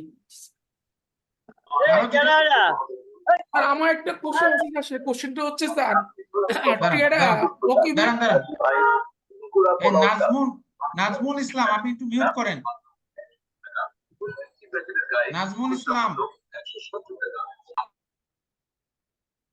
হ্যাঁ স্যার আমার একটা কোশ্চেন আছে, এটা কোশ্চেনটা অনেক দিনের পুরনো কোশ্চেন। এটা হচ্ছে SRO 240-এ প্রকিউরমেন্ট প্রোভাইডার এবং হচ্ছে স্যার ট্রেডার্স। এখন আমরা যখন কোনো কিছু ট্রেডার্সের কাছ থেকে কিনবো, আলটিমেটলি কি সে কি ট্রেডার্স থাকবে? তাকে তো আমরা 7.5% এই কোশ্চেনের আনসার আমি এখন দিব না, this is not the discussion point today. ওটা যখন আমরা প্রকিউরমেন্ট প্রোভাইডার এবং ট্রেডার করবো তখন এটা আলোচনা করবো, কারণ এই আলোচনা করতে গেলে অনেক আলোচনা করতে হবে। এইটা এখন এই আলোচনার এই আজকের এই ক্লাস এটা করা যাবে না। ঠিক আছে, ওকে স্যার।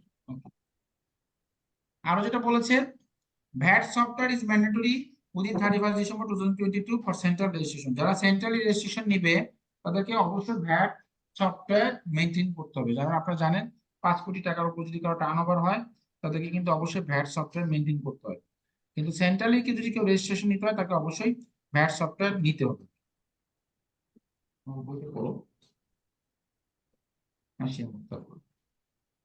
আরো কি বলা হয়েছে, গভর্নমেন্ট অর্ডার নাম্বার 21 এর থ্রুতে সেন্ট্রাল রেজিস্ট্রেশনের ক্ষেত্রে আরো কিছু নিয়ম কানুন বলে দিয়েছে, সেগুলো ফলো করতে হবে। সেটার ভিতরে কি আছে, an entity produces and supplies identical or similar goods or services can manufacture their own raw material in different factory and still able to obtain central VAT registration if, কি বলতেছে, যে একটা প্রতিষ্ঠান যে কিনে প্রডিউস করে অথবা এবং সাপ্লাই করে আইডেন্টিক্যাল অথবা সিমিলার গুডস অথবা service can manufacture their own র ম্যাটেরিয়াল, তারা তাদের নিজস্ব র ম্যাটেরিয়াল ম্যানুফ্যাকচার করে ডিফারেন্ট ফ্যাক্টরিতে, একটা ফ্যাক্টরি নরসিংদী, একটা গাজীপুর, একটা চিটাগং, তারপরেও তারা কি করতে পারে, সেন্ট্রাল ভ্যাট রেজিস্ট্রেশন নিতে পারে। কখন? If all records and accounts of economic activity maintained in a central unit। তার মানে ঢাকা, গুলশান বা বনানীতে আপনার একটা অফিস আছে, সেখানে আপনি সেন্ট্রাল ইউনিট যেখানে রেজিস্ট্রেশন, সেখানে আপনি সকল রেকর্ডস রাখেন। আপনি ইনপুট আউটপুট কোএফিসিয়েন্ট 4.3 সাবমিট করেন সেন্ট্রালি। আপনি 6.5 এর মাধ্যমে এক ইউনিট থেকে আরেকটা ইউনিটের গুডস ট্রান্সফার করেন, কারণ নিয়ম হচ্ছে একটা ইউনিট থেকে যখন একটা ইউনিটের প্রোডাক্ট ট্রান্সফার হয় তখন 6.5 এর মাধ্যমে করতে হয়। আগের আইনে এটা অন্যরকম ছিল, এটাকে 6.5 এর মাধ্যমে না 6.3 এর মাধ্যমে হয়তো, এখন 6.5 এর মাধ্যমে করতে হয়। আপনি যদি ম্যাটেরিয়ালস আর ইউজ ফর ওন কনজাম্পশনের জন্য আপনি ব্যবহার করতে পারবেন। Factory wise records of material and final output should be maintain. প্রত্যেকটা ফ্যাক্টরিতে আপনার ইনপুট কত, আউটপুট কত, সেটা আপনাকে হিসাব রাখতে হবে যে আমি 100 ইউনিট ইনপুট দিলে আমার আউটপুট কত দাঁড়ায়। এবং can not claim input tax credit since there is no consideration for inter unit transfer. স্বাভাবিকভাবে আপনি যখন ইন্টার ইউনিট ট্রান্সফার করতেছেন এক ইউনিট থেকে আরেক ইউনিটে, তখন আপনি 6.5 এর মাধ্যমে করছেন, সেখানে কোনো ভ্যাট পে করছেন না, তাহলে সেক্ষেত্রে ইনপুট ট্যাক্স ক্রেডিট ক্লেমের কোনো বিষয় আসতেইছে না। সো এই সকল শর্ত যদি আপনারা পালন করেন কেউ কোনো প্রতিষ্ঠান, তাহলে তারাও কি করতে পারবে, সেন্ট্রাল ভ্যাট রেজিস্ট্রেশন নিতে পারবে। তাহলে একটা প্রতিষ্ঠান তার বিভিন্ন জায়গায় যদি তার ফ্যাক্টরি হয়, হ্যাঁ বিভিন্ন এলাকাতে ভিত্তিকেও যদি হয়, এরপরও সে সেন্ট্রাল রেজিস্ট্রেশন নিতে পারবে যদি সে এই সকল ক্রাইটেরিয়া ফুলফিল করে। Is it clear to all? Sir একটা কোশ্চেন ছিল স্যার আমাদের। স্যার যদি কোনো কোম্পানির ইম্পোর্ট করে, র মেটেরিয়াল ইম্পোর্ট করে, বাট ওরা বন্ডেড ওয়্যার হাউস ফেসিলিটিও ইউজ করে, হ্যাঁ, তো দেখা গেছে সেই জন্য দুইটা আপনার বিল নেওয়া হয়েছে, যেটাতে স্যার একটা বন্ডেড ওয়্যার হাউসের ক্ষেত্রে ইউজ করে, আর একটা আপনার নর্মাল লোকাল যেগুলো আর কি সেল করে সেটার জন্য আর কি ইউজ করে। তো সেক্ষেত্রেও কি এই দুইটা বিন মার্চ করে কি স্যার সেন্ট্রাল রেজিস্ট্রেশন নেওয়া যাবে এবং রিটার্ন কি ওই অনুযায়ী দেওয়া যাবে কি? হ্যাঁ, আপনার বিষয়টা অনেক টেকনিক্যাল, এটার সাথে এটা সব জিনিসের সলিউশন তো এক কোশ্চেনের আনসার হবে না। আপনি যেটা বলতে চান it's a highly technical thing. আপনি বন্ডেড ওয়্যার হাউস কেন নেওয়া হয়? কারণ বন্ডেড ওয়্যার হাউস হলো আপনি ধরেন দেশের থেকে আপনি একটা বন্ডেড ওয়্যার হাউসে নিয়েছেন, আপনি কোনো ট্যাক্স ভ্যাট কোনো কিছু দিচ্ছেন না, আপনি বিদেশ থেকে ওই মালটা আমদানি করতেছেন যে আপনি রপ্তানি করবেন, এই জন্য তো আপনি বন্ডেড ওয়্যার হাউস নিয়েছেন। তো ওখানে আপনাকে আলাদা হিসাব রাখতে হচ্ছে, আপনি কি কি মাল কিনলেন সেটা দিয়ে আপনি আবার আপনি ওটাকে তৈরি করে তারপর সেল করতেছেন। আপনার এই কথার সাথে এটার কিন্তু সিমিলারিটি নাই। আপনাকে তার আগে বুঝতে হবে যে কখন বন্ডেড ওয়্যার হাউস মানুষ নেয়। এটা বন্ডেড ওয়্যার হাউস বেশিরভাগ ক্ষেত্রে হয় হলো যারা কিনা এই এক্সপোর্ট ওরিয়েন্টেড অর্গানাইজেশন, বিশেষ করে গার্মেন্টস ইন্ডাস্ট্রি বা ইপিজেড এর আন্ডারে যারা কাজ করে। তো একটা গার্মেন্টস ইন্ডাস্ট্রি বা ইপিজেড এর আন্ডারে যারা কাজ করে তারা বন্ডেড ওয়্যার হাউস নেয়, কারণ ওই বন্ডেড ওয়্যার হাউসের থ্রুতে সে মালগুলো নিয়ে আসে এবং সেখানে শর্তই হচ্ছে যে আপনি কোনো ট্যাক্স, এটি, ভ্যাট এগুলো দিবেন না, না দিয়ে ওই মালটা নিয়ে আসলেন এবং ওই র ম্যাটেরিয়ালটা আপনি আপনার ফিনিশ গুডস এর পারপাসে ইউজ করে ওই মালগুলো আপনি দেশের বাইরে সেল করবেন। বন্ডেড ওয়্যার হাউসের মাধ্যমে মাল নিয়ে তো আপনি লোকালি কোনো সেল করতে পারবেন না। তা দুটো তো দুই জিনিস হয়ে গেলো, আপনি একটা সাথে একটাকে মার্জ করতে স্যার না, সেক্ষেত্রে স্যার অনেক কোম্পানি আছে স্যার যারা আর কি ইম্পোর্ট করে, তাদের আর কি এক্সপোর্টও আছে কিছু, আবার স্যার লোকালও সেলস করে, সেক্ষেত্রে তো মিক্স হয়ে যায়। সেজন্য যদি আলাদা তাহলে তো আপনি ওখানেই ধরা, তাহলে তো ওটা আপনি নন কমপ্লায়েন্স হচ্ছে। কোনো কোম্পানি যদি এক্সপোর্টও করে আবার লোকালও সেল করে, ওই বন্ডেড ওয়্যার হাউসের মাল দিয়ে তো সে লোকালি সেল করতেই পারবে না, কারণ সেটা তো তার শর্তেরই পরিপালন হচ্ছে না। বন্ডেড ওয়্যার হাউসের শর্তই হচ্ছে যে ওই মাল সে ভ্যাট দিয়ে নিয়ে আসে নাই, এটা সে এক্সপোর্ট করবে, কিন্তু যখন সে ওই মাল দিয়ে লোকালি সেল করবে তখন তো সে ভ্যাট ফাঁকি দিচ্ছে, তো লাইসেন্স ক্যান্সেল করতে পারে। লাইসেন্স ক্যান্সেল হয়ে যাবে আর কি। সে তো ভ্যাট ফাঁকি দিয়ে এটা করতেছে আর কি, কারণ ওটা সে করতেই পারে না, অফিসিয়ালি সে করতেই পারে না, যদিও বাস্তবতা ডিফারেন্ট, বাট অফিসিয়ালি সেটা করতেই পারে না। স্যার সেই ক্ষেত্রে স্যার স্যার আমরা বাস্তবতার যেটা বললাম স্যার, অনেক বাংলাদেশে তো অনেক কোম্পানি আছে স্যার যারা আর কি ইম্পোর্ট করে, তাদের 50% ধরেন স্যার এক্সপোর্ট আর স্যার 50% ওরা লোকাল করে, তারা কিভাবে স্যার এটা করে স্যার, এই এটা হবে কম্বিনেশনটা না, মেনটেন করে? এটা আলাদাই থাকতে হবে। এটা তো আপনি একসাথে করতে গেলে কেঁচো করতে সাপ বেরোবে। ও ঠিক আছে স্যার, না স্যার এরকম কনফিউশন সৃষ্টি বুঝতে হচ্ছে। পারছেন? ওকে জি স্যার। ওটা করলে তো আপনি স্যার নিজেই ধরা খাবেন। এক্সকিউজ মি স্যার, এটা অনেকে ইনপুট করে, ইলিগালি আউটপুট করে। কোএফিসিয়েন্ট বিষয়টা নন কমপ্লায়েন্সের ইস্যু একজন একজন করে বলেন, একজন একজন করে বলেন, একজন একজন করে বলেন। স্যার বলতেছি যে আমরা নন কমপ্লায়েন্সের ইস্যুগুলো যদি না শিখে, যদি আমরা যদি কমপ্লায়েন্স গুলো শিখি, তো রিয়েলি যখন আমরা মানে আসবো তখন আমাদের কাছে এটা ইজি হবে আর কি। কারণ বাংলাদেশের লিস্টেড কোম্পানিগুলা, তারপরে মাল্টিনেশনাল কোম্পানিগুলো 100% কমপ্লায়েন্স ইনশিওর করে। তো আমরা নন কমপ্লায়েন্স গুলো না শিখি বা ওগুলো নিয়ে না করলে ভালো হয় আমার মনে হচ্ছে স্যার। না না, এখন নন কমপ্লায়েন্স শিখবো না, আমরা তো নন কমপ্লায়েন্স শিখতে এখানে আসিনি, কিন্তু আপনার তো বিষয়টা জানতে হবে কোনটা কমপ্লায়েন্স কোনটা নন কমপ্লায়েন্স। আপনি যদি নাই জানেন, উনি যে কোশ্চেনটা করেছে উনি জানেনই না যে এটা কমপ্লায়েন্স কি নন কমপ্লায়েন্স, তাহলে ওনার জানতে হবে না। কারণ এটা করলে যে নন কমপ্লায়েন্স হবে সেটা তো আপনার বুঝতে হবে। আপনার যে অসুখ হয়েছে সেটা যদি আপনি নাই ধরতে পারেন, টেস্ট নাই করেন, তাহলে বুঝবেন কি করে? সবাই স্যার তো ওনার মাল্টি ন্যাশনাল কোম্পানিতে চাকরি করে না, বা সবাই তো মাল্টি জি ন্যাশনাল জি কোম্পানি জি কিভাবে কাজ করে সেটা জানে না। তো আপনাকে তো জানতে হবে যে কোনটা সঠিক কোনটা বেঠিক, তারপরে না আপনি সঠিকটা করবেন। স্যার ওনার যেটা বিষয়টা হচ্ছে উনি আসলে লোকাল যে আচ্ছা, উনি কি কোম্পানিগুলো বলছে আছে, সেটা তো আপনাকে জিজ্ঞেস করতে পারেন না, আপনাকে তো এটার অপিনিয়ন দিতে বলিনি। আপনার কোশ্চেন কি সেটা বলেন। স্যার লোকাল কোম্পানিগুলো কিন্তু স্যার করে থাকে, এটা হচ্ছে তারা ফাঁকি দেয় ভ্যাট আর কি, অনেকগুলো কোম্পানি করে। সেটা তো এটা ডিফারেন্ট জিনিস, সেটা তো আমাদের এটা আলোচনার আর কি। বিষয় না। কিন্তু এটা স্যার যে কোনো সময় সে ধরা পড়তে পারে, যখন সে হ্যাঁ, টাকা সেটা তো invest করে। সেটা তো বাংলাদেশে কিভাবে ম্যানেজ হয়, কে কিভাবে করে সেটা সবাই জানে, সেটা তো আমাদের আলোচনার বিষয় না। আমরা এখানে আইন নিয়ে আলোচনা করতেছি, আমরা আইনের মধ্যে কথাবার্তা স্যার, বলবো। হ্যাঁ, ইনপুট আউটপুট কোএফিসিয়েন্ট বিষয়টা যদি একটু ক্লিয়ার করতেন।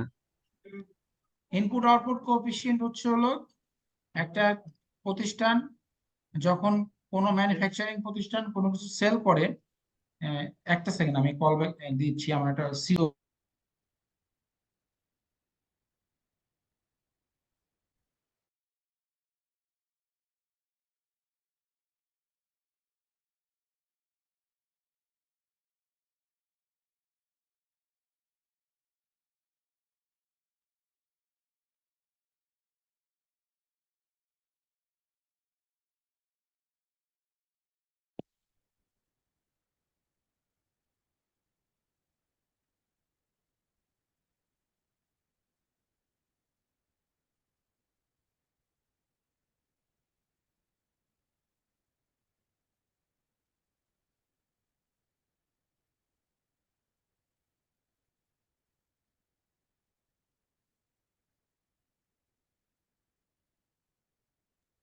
হুম, নাও, শেষ করো শেষ করো।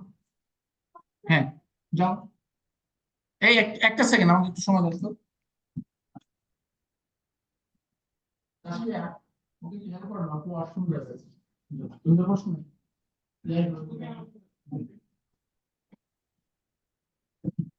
সরি, আমার বাচ্চারা আমার সাথে অফিসে আসছে আর কি, এই জন্য একটু ঝামেলা হয়ে গেছে। আচ্ছা, ইনপুট আউটপুট কোএফিসিয়েন্ট হচ্ছে আপনার আগের আইন অনুযায়ী 1991 সালের আইন অনুযায়ী ছিল মূসক 11, মূসক কি বলে, এক আহ, স্যার, মূসক এক। আইজিক এখন রাইট। হয়েছে হলো মূসক 4.3। মূসক 4.3 হচ্ছে হলো আপনি যে কোনো প্রোডাক্ট যখন সেল করবেন, সেই সেল করার আগে আপনাকে তার একটা হিসাব দিতে হবে যে ওই প্রোডাক্টের র মেটেরিয়াল কস্ট কত, ওভারহেড কস্ট কত, আপনার ডেপ্রিসিয়েশন কত, ব্যাংক ইন্টারেস্ট কত, আপনার টোটাল কস্ট কত, তার সাথে আপনার প্রফিট কত, প্রফিট সহ আপনি কত টাকায় সেল করছেন, এই হিসাবটা যে ছকের মাধ্যমে দিতে হয় সেটাকেই বলা হয় ইনপুট আউটপুট কোএফিসিয়েন্ট। সো আমরা ইনপুট আউটপুট কোএফিসিয়েন্ট নিয়ে পরবর্তীতে ডিটেইলে আলোচনা করব যখন আমরা ইনপুট ট্যাক্স নিয়ে পড়বো। বাট আপাতত এইটুকু জানলে হবে যে যে ফর্ম অথবা যে ছকের মাধ্যমে আমার একটা প্রোডাক্টের টোটাল কস্টিং এবং প্রফিট সহ এনবিআর এর কাছে সাবমিট করতে হয়, সেটার নাম হচ্ছে ইনপুট আউটপুট কোএফিসিয়েন্ট। আর 6.5 হচ্ছে হলো ইন্টার ট্রান্সফার। একটা কোম্পানির যদি 5টা 6টা ব্রাঞ্চ থাকে, সেক্ষেত্রে একটা ইউনিট থেকে যে আরেকটা ইউনিটে গুডস ট্রান্সফার করবে। ধরেন আপনি গুলশান আর বনানী অথবা মতিঝিল, এখন আমার এই এই ব্রাঞ্চে একটা প্রোডাক্ট নাই কিন্তু এটা মতিঝিলে আছে, এখন আমার ইমিডিয়েটলি লাগবে।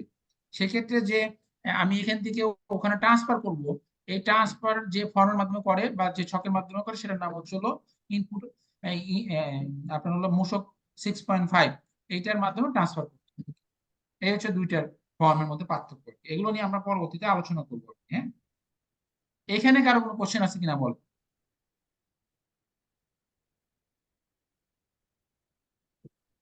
এখানে কারো কোনো কোশ্চেন থাকলে বলতে পারো।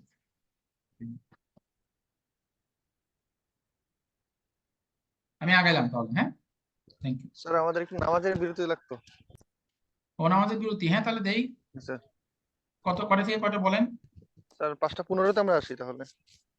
হ্যাঁ, আমাদের ক্লাসও তো বেশিক্ষণ না, 5:30 পর্যন্ত। জি স্যার। আমার একটা কোশ্চেন ছিল স্যার। তাহলে সেক্ষেত্রে কি আমরা একবারে শেষ করে দিব নাকি এখনই বিরতি দিব, আপনারা যেটা বলেন। আর একবার শেষ করে দেন স্যার, এটা ভালো হয় স্যার স্যার। একবারে শেষ করে দেন স্যার। আপনার ফ্লো থাকবে স্যার। বেটার জি স্যার। আমি আমার মনে হয় আরো 15 মিনিট পরে আমরা করে দেই, শেষ করে দেই। ফার্স্ট ক্লাস তো আজকে। জি স্যার। জি জি স্যার। ওকে জি, কোশ্চেনটা বলেন। স্যার আমার কোশ্চেনটা ছিল সেন্ট্রাল আর ইউনিট রেজিস্ট্রেশন নিয়ে, যদি কোনো এনি এনি তাবাকু কোম্পানি রিলেটেড, এটার জন্য কোনটা সেন্ট্রাল রেজিস্ট্রেশন নিব না ইউনিট রেজিস্ট্রেশন নিব? হ্যাঁ কি বলছেন? স্যার এনি তাবাকু কোম্পানি প্রোডাক্ট রিলেটেড, এর জন্য সেন্ট্রাল রেজিস্ট্রেশন নিব না ইউনিট রেজিস্ট্রেশন নিব?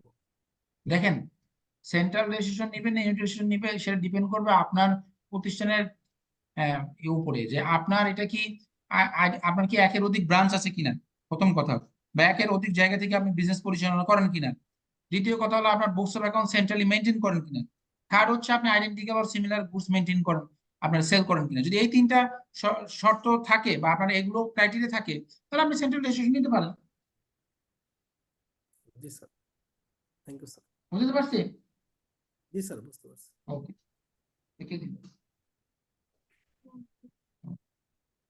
ওকে, এখন আসি যে আপনার হচ্ছে হলো এই যে আমি রেজিস্ট্রেশন হয়ে গেল, রেজিস্ট্রেশনের পরে আমি যে আমাকে একটা নাম্বার দিলে লিখে বলো বিন, বিজনেস আইডেন্টিফিকেশন নাম্বার। যেমন ট্যাক্সের ক্ষেত্রে টিন হয়, ট্যাক্স আইডেন্টিফিকেশন নাম্বার, এরকম ভাবে আপনার হচ্ছে হলো ভ্যাটের ক্ষেত্রে হয় বিন, বিজনেস আইডেন্টিফিকেশন নাম্বার। এই যে বিজনেস আইডেন্টিফিকেশন নাম্বার যে হলো, সেটা আপনার দিতে হবে আর কি, হ্যাঁ। সেটার ক্ষেত্রে হচ্ছে হলো আপনার কি বলছে, এই বিন আপনাকে কি করতে হবে, বিন কখন আপনার বিন লাগবে, বিন লাগবে all import export except baggage import, মানে যত ধরনের আপনি ইম্পোর্ট এক্সপোর্ট করেন সেক্ষেত্রে আপনার বিন আপনার থাকতে হবে, বিন ছাড়া আপনি এক্সপোর্ট ইম্পোর্ট করতে পারবেন না। এরপরে হচ্ছে হলো আপনি যদি কোনো ল্যান্ড অথবা বিল্ডিং, আপনার কোম্পানির জন্য কোনো ল্যান্ড এবং বিল্ডিং রেজিস্টার করতে চান, তাহলে আপনার বিন থাকতে হবে। আপনি আইআরসি ইম্পোর্টেশন সার্টিফিকেট অথবা ইআরসি নিতে গেলে তখন বিন লাগবে। Making or supplying to any withholding, আপনি যদি কোনো উইথহোল্ডিং এন্টিটির কাছে কোনো কিছু সাপ্লাই করতে চান তাহলে আপনাকে বিন লাগবে। পার্টিসিপেশন ইন টেন্ডার, আপনি যদি কোনো টেন্ডারে পার্টিসিপেট করতে চান তাহলে আপনার হচ্ছে বিন লাগবে। আপনি যদি কোনো অর্গানাইজেশনে ইনভেস্টমেন্ট নিতে চান তাহলে বিন লাগবে। আপনি যদি বন্ডের লাইসেন্স নিতে চান তাহলে আপনার বিন লাগবে। তারপরে আপনার approval of the bank loan in favour of registered or listed person, সেক্ষেত্রে বিন লাগবে। এবং এনি আদার কেস, যদি বোর্ড বা ন্যাশনাল বোর্ড অফ রেভিনিউ আপনাকে বলে সেক্ষেত্রে লাগতে পারে, সেটা এনি আদার কেসও হইতে পারে। সো এই আপনার বিজনেস পরিচালনার জন্য been is very important. Without বিন আপনি কিন্তু এই কোনো কাজই করতে পারবেন না, হ্যাঁ।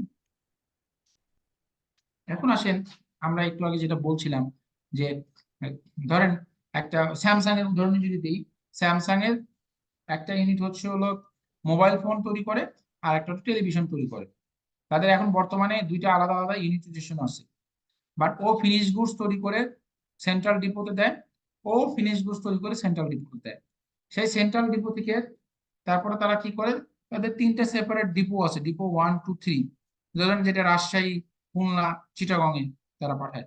এরপরে ডিপো থেকে তারপর তারা সেল করে। এখন কথা হচ্ছে যে এখানে দুইটা ব্যাপার আছে, একটা হলো maintain books of account centrally.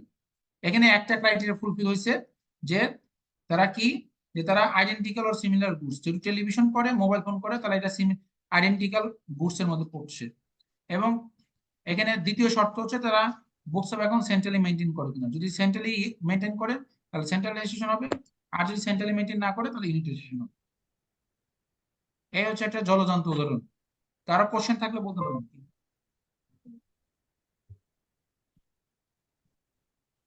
বুঝতে পেরেছেন আপনারা? জি স্যার। জি স্যার, জি স্যার, এটা ইজি। আল্লাহর রহমতে দোহাই থাকে সবাই কিন্তু এখান থেকে বুঝে যাবেন আর কি, হ্যাঁ। ওকে, এটা আমরা অলরেডি পড়ে ফেলছি যে আমি যদি এক জায়গা থেকে আরেক জায়গায় ট্রান্সফার করি তাহলে অবশ্যই 6.5 এর মাধ্যমে আমাকে ট্রান্সফার করতে হবে আর কি। এরপরে যেটা বলা হয়েছে যে আপনার যদি আপনি ভ্যাটের আন্ডারে রেজিস্টারের জন্য এলিজিবল হন, বাট তারপরও আপনি যদি ভ্যাটের রেজিস্ট্রেশন না নেন, তাহলে কি করবে, আপনাকে ভ্যাট অথরিটি আপনাকে উইলিংলি ভ্যাট রেজিস্ট্রেশন করাবে। আপনারা হয়তো বা দেখেছেন যে বিভিন্ন সময় ভ্যাট অথরিটি বিভিন্ন জায়গায় অভিযানে যায়, বিভিন্ন শপিং মল অথবা বিভিন্ন দোকানে যায় বা বিভিন্ন জায়গায় যে বিভিন্ন প্রতিষ্ঠানে গিয়ে হানা দেয়, দিয়ে তাদের বুকস অফ অ্যাকাউন্ট সব সিজ করে নেয়। কারণ কি, তারা ভ্যাটেবল গুডস সেল করে, আবার তাদের টার্ন ওভারও ইয়ে থেকে বেশি, যা যা হওয়ার কথা সিলিং থেকে বেশি, কিন্তু তারা তারপরও ভ্যাট দেন, ভ্যাট ফাঁকি দেয়। এই সকল কারণে আপনার তারা বিভিন্ন সময় বিভিন্ন জায়গায় হানা দেয়, তারপর তাদেরকে ভ্যাটের আন্ডারে রেজিস্ট্রেশন দেয়। তাহলে অথরিটির কিন্তু সেই পাওয়ার দেওয়া আছে, হ্যাঁ।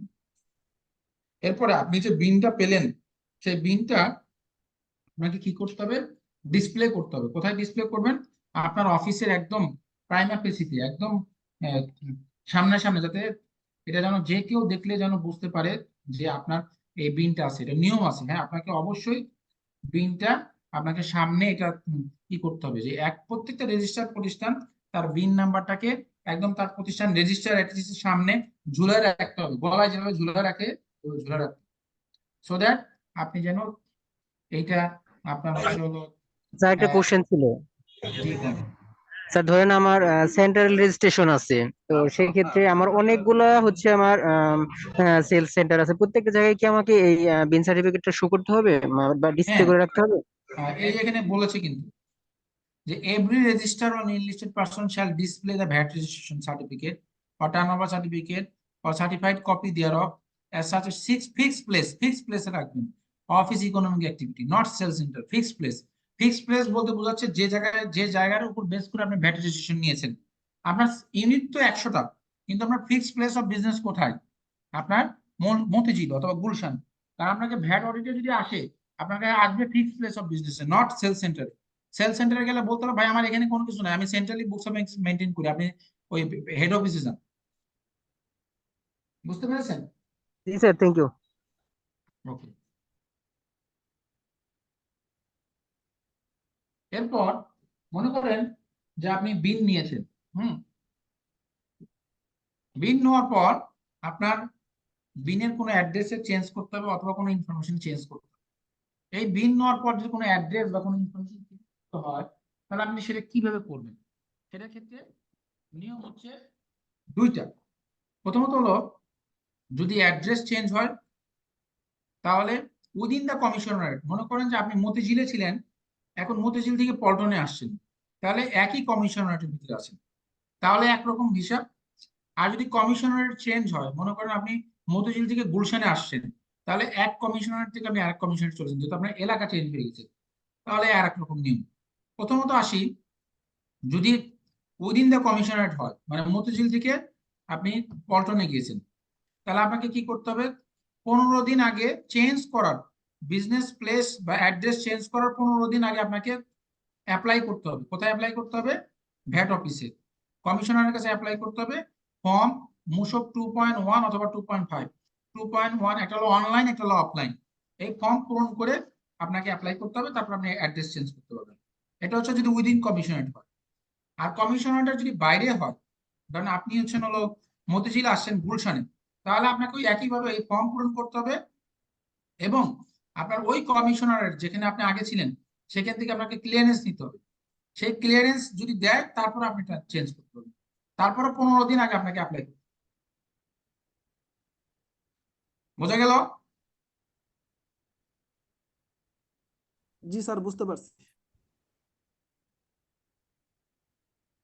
এখন কোন কোন ক্ষেত্রে আপনার রেজিস্ট্রেশনের কোন কোন বিষয় চেঞ্জ হলে আপনাকে আবার অ্যাপ্লাই করতে হবে? ধরুন আপনি অ্যাড্রেস চেঞ্জ করলেন, আপনার ইকোনমিক অ্যাক্টিভিটি যদি চেঞ্জ হয়, বা যে কোনো ধরনের তথ্য চেঞ্জ হলো, যেমন মনে করেন যে আপনার name of the business or any commercial name, আপনার নেম চেঞ্জ হয়ে গেল। যেমন আমার কোম্পানির নাম আগে ছিল unique hotel and resource limited, এখন হয়ে গেছে unique hotel and resource PLC. আমাকে কিন্তু নতুন করে 2.1 ফর্মের মাধ্যমে আমাকে কিন্তু ভ্যাট রেজিস্ট্রেশন চেঞ্জ করতে হয়েছে। আপনি ছিলেন মতিঝিল, চলে আসেন গুলশান, আপনাকে আবার নতুন করে ফর্ম পূরণ করতে হবে। আপনি মনে করেন যে আগে করতেন হচ্ছে শুধু ইলেকট্রনিক্স গুডস, আপনি এখন কনজিউমার প্রোডাক্ট করেন, তারপরে ফার্নিচার করেন, ইলেকট্রনিক্স গুডস করেন, আরো অনেক কিছু করেন, তাহলে আপনাকে এটা ইনফর্ম করতে হবে। আপনার আগে ছিল একটা ব্যাংক অ্যাকাউন্ট, এখন হচ্ছে 5টা ব্যাংক অ্যাকাউন্ট, তাহলে আপনাকে এটা ইনফর্ম করতে হবে। আবার আপনার nature 1 or more economic activity যদি হয় সেটা ইনফর্ম করতে হবে, অথবা এনি কোনো প্রেসক্রাইব ফরম্যাট, ওই যে অথরিটি যে আপনাকে রেজিস্ট্রেশন নেওয়ার সময় যে প্রেসক্রাইব ফরম্যাট আপনি জমা দিয়েছিলেন, সেই ফরম্যাটে যদি কোনো তথ্যের কোনো পরিবর্তন হয় আপনার এন্ডে, তাহলে আপনাকে অবশ্যই আইদার 2.1 অনলাইন অথবা 2.5 হার্ড কপির মাধ্যমে 15 দিনের মধ্যে আপনাকে এটা ইনফর্ম করতে হবে। এখন ভ্যাট রেজিস্ট্রেশন হয়ে গেছে, এখন তারপরে আপনার কোনো কারণে যদি এই ভ্যাট রেজিস্ট্রেশন ক্যান্সেল করতে হয়, তাহলে আপনি কিভাবে করবেন বা কখন করবেন সেটাও আমাদের জানতে হবে। কারণ আমি একবার যদি রেজিস্ট্রেশন নেই, তাহলে কিন্তু ম্যান্ডেটরিলি আমাকে ভ্যাট রিটার্ন মান্থলি বেসিসে অবশ্যই অবশ্যই জমা দিতে হবে প্রত্যেক মাসের 15 তারিখের মধ্যে। This is mandatory provision. এখন আমি যদি কোনো কারণে আমার ইকোনমিক অ্যাক্টিভিটিতে কোনো চেঞ্জ আসে, তাহলে কিন্তু আমাকে টাইমলি জানাইতে হবে, নাহলে কিন্তু এটা বড় পেনাল্টি হয়ে যাবে। কি বললো? registered person may apply for cancellation of VAT registration by submitting the form মূসক 2.4 hard copy application করবে। VAT registration cancellation may apply কখন হবে? if he fails to commence economic activity following the registration। মনে করেন আপনি VAT এর আন্ডারে registration নিয়েছেন, বিজনেস করবেন, কিন্তু আপনি বিজনেসটা শুরুই করতে পারলেন না, অথবা he closes his economic, আপনি যে ইকোনমিক অ্যাক্টিভিটি বলতে বলতে আপনার বিজনেস, ধরেন আপনি গার্মেন্টস বিজনেস করেন, অথবা আপনি মনে করেন যে ইলেকট্রনিক্স আইটেমের বিজনেস করেন, অথবা আপনি বেভারেজ আইটেম সেল করেন, এই যে একটা ইকোনমিক অ্যাক্টিভিটি এটাকে বোঝাচ্ছে, তো সেটা আপনি ক্লোজ করে ফেলছেন, আপনি করবেনই না ব্যবসা। Economic activity has been declare exempted, এই বছর পর্যন্ত সেটা ভ্যাটেবল ছিল, এইবার জুন মাসে এসে আইনে বললো যে অডিট এন্ড অ্যাকাউন্টিং ফার্ম আর ভ্যাট রেজিস্ট্রেশন করতে হবে না, এটা এক্সেম্পটেড, একে আর ভ্যাট দিতে হবে না। যদি এরকম কোনো কিছু আসে, তাহলে সব অডিট এন্ড অ্যাকাউন্টিং ফার্মকে কি করতে হবে? ভ্যাটের আন্ডারে অ্যাপ্লাই করে আবার এক্সেম্পশন ক্যান্সেলেশন নিতে হবে। আবার অ্যানুয়াল টার্নওভার পরপর 2 বছর যদি 3 কোটি টাকার কম হয়, সেক্ষেত্রে আপনি ভ্যাট রেজিস্ট্রেশন ক্যান্সেলের জন্য আবেদন করতে পারেন। তাহলে এই 4টা কন্ডিশন যদি হয় কোনো কারণে, তাহলে সেক্ষেত্রে কোনো প্রতিষ্ঠান ভ্যাট রেজিস্ট্রেশন ক্যান্সেলের জন্য আবেদন করতে পারে ভ্যাট অথরিটির কাছে। স্যার আমার একটা প্রশ্ন ছিল এই যে ভ্যাট ক্যান্সেলেশনের ক্ষেত্রে, সেটা হচ্ছে যার কোনো যদি প্রিভিয়াস কোনো মামলা থাকে ভ্যাটের, সেক্ষেত্রে ক্যান্সেলেশন করে?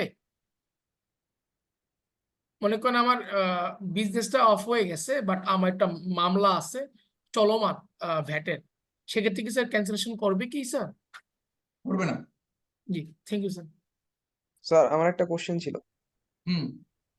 স্যার একটু আগে স্যার আমরা পড়লাম যে উইথহোল্ডিং এন্টিটিতে সাপ্লাই করতে হলে আমাদের মাস্ট ভ্যাট রেজিস্ট্রেশন দরকার বা ব্যাটারি ইয়ে দরকার।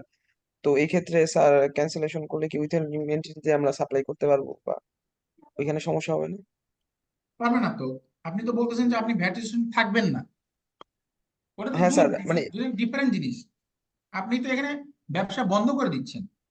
আচ্ছা আচ্ছা আচ্ছা, বুঝতে পারছি। স্যার এখানে আমার একটা কোশ্চেন এখানে আছে। আপনার ব্যবসায় সাপোজ থাকতেছে না, সেখানে আপনার উইথহোল্ডিং এর সাপ্লায়ার বিষয়টা আসতেছে কোথেকে? জি বলেন। স্যার সাপোজ ধরুন আমার ফ্যাক্টরি আছে, বাট ফ্যাক্টরিটা বহু বছর ধরে বন্ধ হয়ে গেছে, কোনো অ্যাক্টিভিটি নাই, ইকোনমিক অ্যাক্টিভিটি নাই।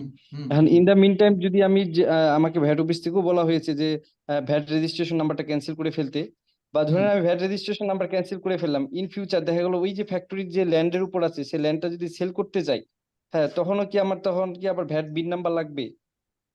না, এটা আপনার লাগবে না, যে কিনবে তার লাগবে। আচ্ছা আচ্ছা, যে সেল করবে মানে যে আমার যে কোম্পানি সেল করবে, কোম্পানি লাগবে না আর তখন? হ্যাঁ, লাগার কথা না। আচ্ছা ঠিক আছে, থ্যাংক ইউ স্যার। আচ্ছা, নতুন কিছু চেঞ্জেস এর মাধ্যমে যেগুলো নিয়ে আসা হয়েছে সেটা হলো ই সিম প্রোভাইডার। হ্যাঁ, ভ্যাট এজেন্ট কি? ভ্যাট এজেন্ট হচ্ছে হলো যে এখানে হচ্ছে হলো ভ্যাট ফাইন্যান্স অ্যাক্টের মাধ্যমে কিছু কিছু চেঞ্জ আসছে, সেগুলো আমি একটু এক্সপ্লেন করে দিই। যে ই সিম যেটা আমরা দেখি আর কি, যে মোবাইলের ক্ষেত্রে ই সিম হয়, সেটা যদি হয় সেক্ষেত্রে ব্রাঞ্চ বা লিয়াজ অফিস যদি হয়, তাদেরকে ভ্যাটের আন্ডার রেজিস্ট্রেশন নিতে হবে। আর ভ্যাট এজেন্ট যে এজেন্টের একটা দায়িত্ব কর্তব্য আছে সেটা আমি আজকে বলবো না। এজেন্ট কি, কারা এজেন্ট হইতে পারবে, কখন এজেন্ট হইতে পারবে, এগুলো আমরা নেক্সট ক্লাসে আলোচনা করব। আর একটা হচ্ছে হলো space or structure rental service receiver, এরকম যদি কিছু হয় সেটারও একটা চেঞ্জ আছে।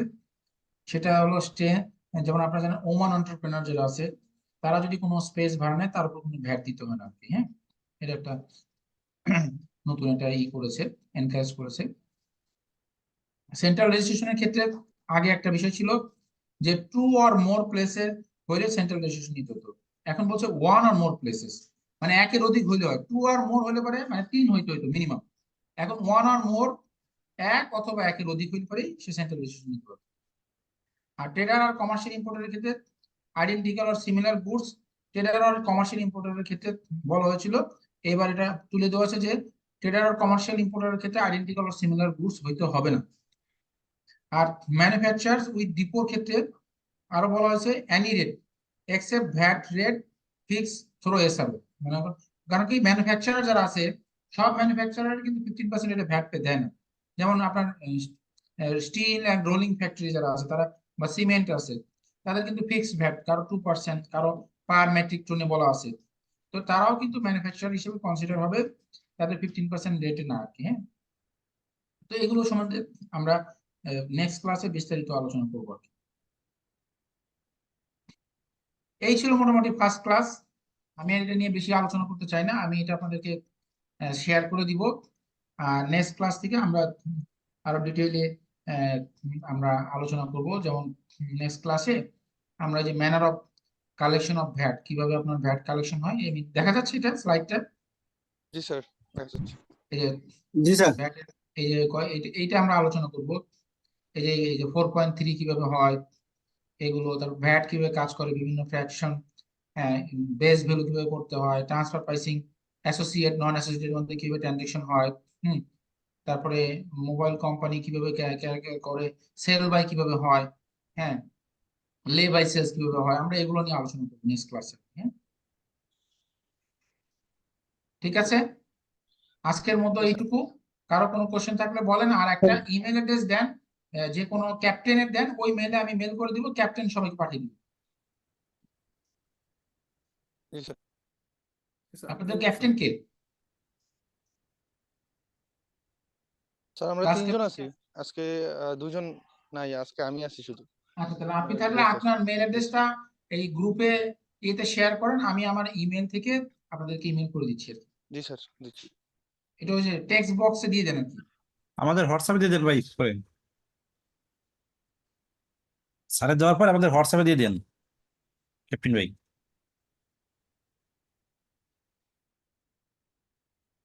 ঠিক আছে তাহলে। আসসালামু আলাইকুম। ক্লাস রিপ্রেজেন্টেটিভ ভাই, মানে ক্যাপ্টেন যিনি আছেন ভাই, আমাদের কি কোনো শেয়ার্ড গুগল ড্রাইভ খোলা হয়েছে? না, আপাতত খোলা হয়নি। হোয়াটসঅ্যাপ গ্রুপ আছে। হোয়াটসঅ্যাপ গ্রুপ আছে। গ্রুপ আছে জানি, কিন্তু একটা যদি শেয়ার্ড গুগল ড্রাইভ করেন সেক্ষেত্রে ফাইলগুলো ভাই, সব ওখানে রাখতে পারেন আর কি। হ্যাঁ ভাই, WhatsApp শেয়ার গ্রুপে গ্রুপটা ভালো বেশি হবে। হোয়াটসঅ্যাপে তো আসলে হোয়াটসঅ্যাপ গ্রুপ কনভারসেশন। হচ্ছে কয়েকদিন পরে বেনিশ হয়ে যাবে, বা আমার আইডিটা হ্যাঁ। ইয়ে হয়ে গেল, হোয়াটসঅ্যাপটা ডিসেবল হয়ে গেল, তখন তো গেল গা। এখন মেইলে হলে আমার এটা জনমের জন্য রয়ে গেল। হ্যাঁ ভাই। আচ্ছা ভাই, ওইটা নিয়ে তাহলে আমি আমরা হ্যাঁ, এটা এখনো একটু পর্যন্ত মেল অ্যাড্রেস ভাই, পাইনি। ক্যাপ্টেন যারা আছেন একটু মাথায় রাখেন আর কি ভাইয়া। এখনো পর্যন্ত মেল অ্যাড্রেসটা পাইনি। ক্যাপ্টেন ভাই মেল অ্যাড্রেস দিয়ে দেন স্যারকে।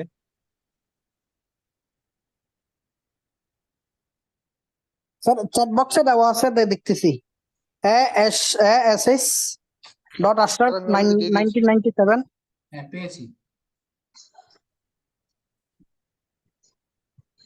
হ্যাঁ, আমি পাঠিয়ে দিচ্ছি আর কি। হ্যাঁ, আমরা একদিন ওই হোয়াটসঅ্যাপে একটু গ্রুপ আলোচনা করি কেমনে কি করবো টরবো। হ্যাঁ, জি জি অবশ্যই।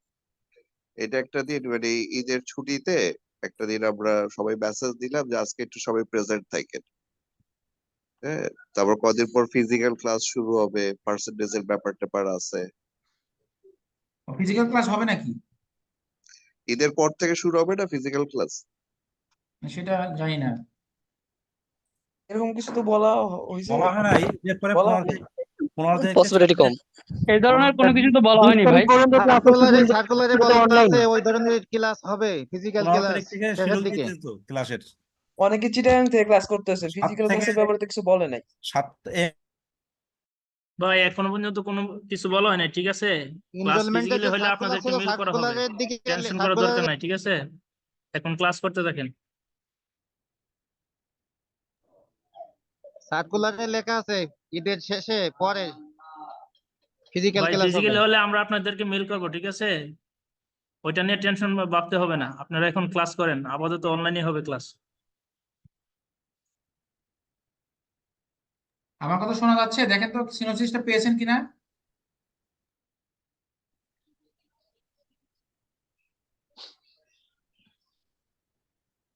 জি স্যার, পেয়েছি। পেয়েছেন না? জি স্যার, থ্যাংক ইউ স্যার। ওকে, সবাইকে পাঠিয়ে দিন, আমি তাহলে লিভ করলাম। হ্যাঁ, জি স্যার। নমস্কার স্যার, থ্যাংক ইউ। নমস্কার।